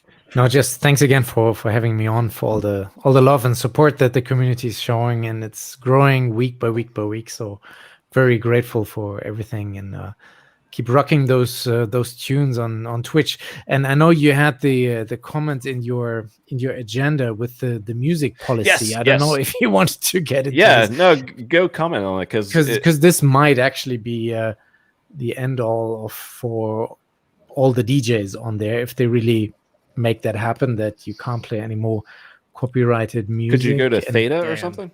Well, the way out there, the exit scam out there would be to move to Mixcloud, because that is the one streaming platform that specializes in music, and they have like legal deals with all of the major music labels. So as a DJ, you have to pay a small fee, but it's not crazy expensive every month, and then you could stream on there. But of course, since this is a very special platform, is less users on there. So that is kind of be interesting to see what happens in summer. So if they really throw out all of the DJs, which I can't really imagine, because some of them have really built an amazing platform for themselves on there, then I think everybody would move to Mixcloud. So that'll be interesting to see. But that has been one of the reasons why I'm not recording the shows. So that is one I totally way of how that. you can fly sort of a bit under the radar. It's still not 100% right, but if you're not recording, so far you've not gotten into trouble with them. And I have no copyright strikes on my channel. Yeah, I mean, even like local DJs are up until a month ago, they're on Facebook, so they'll do a set, and I see people locally, and it's just like, what's the difference? You walk by a place and you hear some music, that's awesome. You're not recording it, you're not redistributing it. If it's just live and in the moment, so far they let you do it on Twitch, but that might change in the summer. We'll have to see. CRYPTOMATic. Well, you will come with a built-in audience because we're growing it. Yes. Growing it. So please come over. We'll play drum and bass tonight. Yes. All right, I'll get down there and set up. Real quick, DJ CRYPTOMATic, with your fabulously villainous voice. Can you, for Hex Clips, please say, "No, Mr. Bitcoin, I expect you to die"? No, Mr. Bitcoin, I expect you to die. There you go. Hex Clips. Solid. German accent. That shit. Soon to be featured in a set, I'm sure. Yes. Yeah. Put Is it yourself in. Yes. There's Is it cool if I debut a song on your Sunday show? I'll email it to you. I'll get with your Twitter or whatever. Yeah, All right, well, cool. Let's do it. It's all done, and it's been sitting here for a month. I was gonna put it out, and I was really excited, and then the guy was like, "Oh, I sold it," and I was like, "Okay, well, f you, I'm still gonna put it out." That's awesome. Awesome. So, we have to promote that on Twitter, though. On the Let's do house. that. Yeah, it's a house. It's like a house track, but Cool. yeah, I'll For send it sure, over to you. for sure. Awesome, good stuff. Okay. Bye, guys. Okay. Later. All right. So I'm gonna cue him up here and get ready for him to go live. But I guess we can go around the room and just, and here in the States, it's a holiday weekend. So you got anything fun going on, Motley? And what's good? Yeah, so I'll be going to Virginia Beach for Memorial Weekend. So hopefully, And the show your weather's- stuff too. Yeah, hopefully the weather's not too shit, but we'll see. You can find me on Motley Investor on YouTube, Twitter, and Telegram. Tonight I'll be going on Look Into Crypto's channel. We'll be doing a show with Plan C and Dollar Cost Crypto, maybe Marketable Thoughts, maybe a couple other people. It should be pretty fun. We'll go over a variety of topics, not just Hex. So tune in for that. He can talk more on that, obviously. Awesome. Wasabi. Yeah, so yeah, you could follow me, Look Into Crypto this weekend. Just basically gonna spend some family time this weekend. Just have like a nice chill weekend, have some fun. So I'm actually gonna start. I'm gonna go meet up for a couple hours before the stream later. So if you guys wanted to look at it, I posted it in the private chat. There's the weekly chart, and there's still some room to move. I generally don't look at daily time frames because it's really hard to predict on really short time frames. But so far, things look pretty good with where it's headed going into the sacrifice. So Not quite the golden there, bit finesse, but we're still looking good, man. It's something. That's It's something. great. It's Looks something. Blue Bum. So the big thing is you got a maxi interview in 27 hours. Is that right? Am I getting the time frame right? Yeah, All right, pretty cool. much, Yeah. So where can we find you, man? So yeah, that Bitcoin Max interview will be on YouTube on the channel Blue Bum, and I think if you just search Blue Bum on Twitter, you can find me and hi to all of you guys, because I often like and respond to all your tweets, and I've never met any of you, Big K and Motley and Look Into Crypto, Brisology, and Freddie. I've been loving your stuff for ages, your music. Awesome. Thank you. Vince, don't forget Vince. Nice to meet you guys. Yeah, and that it. Is Vince there? Where's He's Vince? in the chat. So, He's Yeah, taking a right. break. yeah, he's taking a Cabana break put this him in week. timeout. He got fired temporarily. No, kidding. Too many Rumors. grunts. Rumors. Too many grunts. Yeah, so, kidding. So But, yeah, thanks for having me on to let me promote that. Oh, absolutely. And that's kind of like how we all do this, right? And it's like DJ Kryptomatic is like growing his audience like mad, and it's so cool. So yeah, and I definitely want to have you and do like a Aussie stream with the kind of the panel that you have. I think it's on Saturday nights my time, so it might be Sunday morning. That maybe that's when you have them. I don't know, but yeah, definitely want to have you, Day 43, on there, and we'll just do a happy hour or a morning coffee, I guess, for you. So we'll do that at some point. So awesome. Yeah, for sure. Big Kirk, where can we find you, man? Oh, you can find me here as always, Fridays. Almost always. I see you laughing, Motley. You can find me on Twitter at Big Kurkowski. You can find me buying fancy T-shirts down at the Louis Vuitton store today. You can find me How about this a watch? weekend down at the beach. When Bingo Chilling with some Earth. friends that are coming in town. Bingo Earth, when? Bingo Earth is coming on Pulse launch. Pulse. As soon as I get Pulse myself launch? a nice Okay. big 3 That'd months. be a As long soon as time. Pulse- I know. I mean, if I give away, you take your profits in Hex if you want. So like, I can't Yeah, really I do got that. We're soon. Like, That's can't- why another one of the reasons why selfishly I'm like, Richard, please now let's do this shit. Let's do this shit. That'll be So- fun when that starts back up. You can find me also glued to my computer screen as soon as friggin' sacrifice phase starts. So Yeah. those Same. are all the places you can find me. DJ Kryptomatic, where can we find you? Oh, we can He's probably find getting set up. we can find me on Twitch at the link in my bio or right here. Is that his accent? It's right there. Twitch. It wasn't bad. DJ That wasn't bad. Cryptomatic. Never mind. Brisology. Where can we find you, man? Can we not? Man, he's got perfect time. Oh. His freezes. Right. He's so buzzed right now. There we Every go. time. Oh, there we go. All right. There we go. If you guys partake in the drinks of alcohol, try to make yourself a Hexican Sunrise. They are very good, very lethal. So don't get too drunk and forget to, end your steak. All right, guys. I don't have a personal Twitter account, but I do run the $1,200 stimulus check and Hex is now worth account. I think that was shared today by someone, was it not? Hexo. Yeah. Hexo, quick question: did you include Big Payday in that?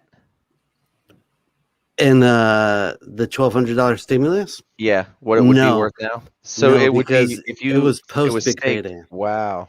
It was Okay. post Big Payday. So it happened April 15th. So And Oh, the you're big talking about payday- like the recent one. Yeah. Okay. April 15th, 2020th. And Big Payday happened November of 2019. No, the other So way around. No, wait, it was Right. 2020 was big payday. 2021 is where we're at right now. oh yeah, you're right. What stimulus check is it that you're doing? The $1,200 from last year. I did $1,200 on April 15th, and the price of Hex at the time was Last year. .00058. Oh, So that's Big Payday that was came after that. Big payday. Yeah, so that's so it's not including staking. So it's just as is, which is pretty kick ass. Bruce, No you need to update staking. Your Twitter. I know. Yeah. I think the internet in SoCal is kind of whack. Uh-oh. But yeah, Damn. no, if you go to the Twitter bio, you can see all the numbers and screenshots. And all right, so It's like Everybody- 130 something thousand right now, isn't it? yeah, that It's stimulus silly. check is worth 130,000. Without staking, without Big Without payday. staking. Correct. Insane. Correct. Who Crazy. gives you that much free money? Huh? Who's the fucking giving tree of crypto? Huh? Who? Right. Dumb. Agreed. Talking shit. Crazy. Who's the giving tree? Yeah, who? Freddie Quotes, where can we find him, man? And take your time because DJ Kryptomatic is just. Oh, he's coming on now. All right. Is he ready? So, yeah, no, well, he's doing his intro. So take your time, man. I was just worried because I was like, oh, he's not up, but it just hit. So cool. Where can we find you, brother? I got a new Twitter because Twitter sucks. I meant to And ask you about that. Is there a why? Did you talk politics, my brother? I didn't. No, I didn't. Okay. I said if I ever have the chance to meet Vitalik, I'll try very hard not to kick him in his ovaries. And they said I was inciting group violence. Well, we Hex family And travel banned- as one. Yeah. So, yeah, they, and they permanently deleted my account for that. Yep. For a tongue-in-cheek, joke about Vitalik having ovaries. But, so my new Twitter is at I'm Freddie Quotes and Freddie Quotes everywhere else. All right, man. I'll be quick here. I think we're good.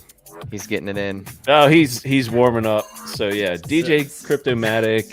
The link is in the description. I think it's also up there on his little bio too. But thanks, gents.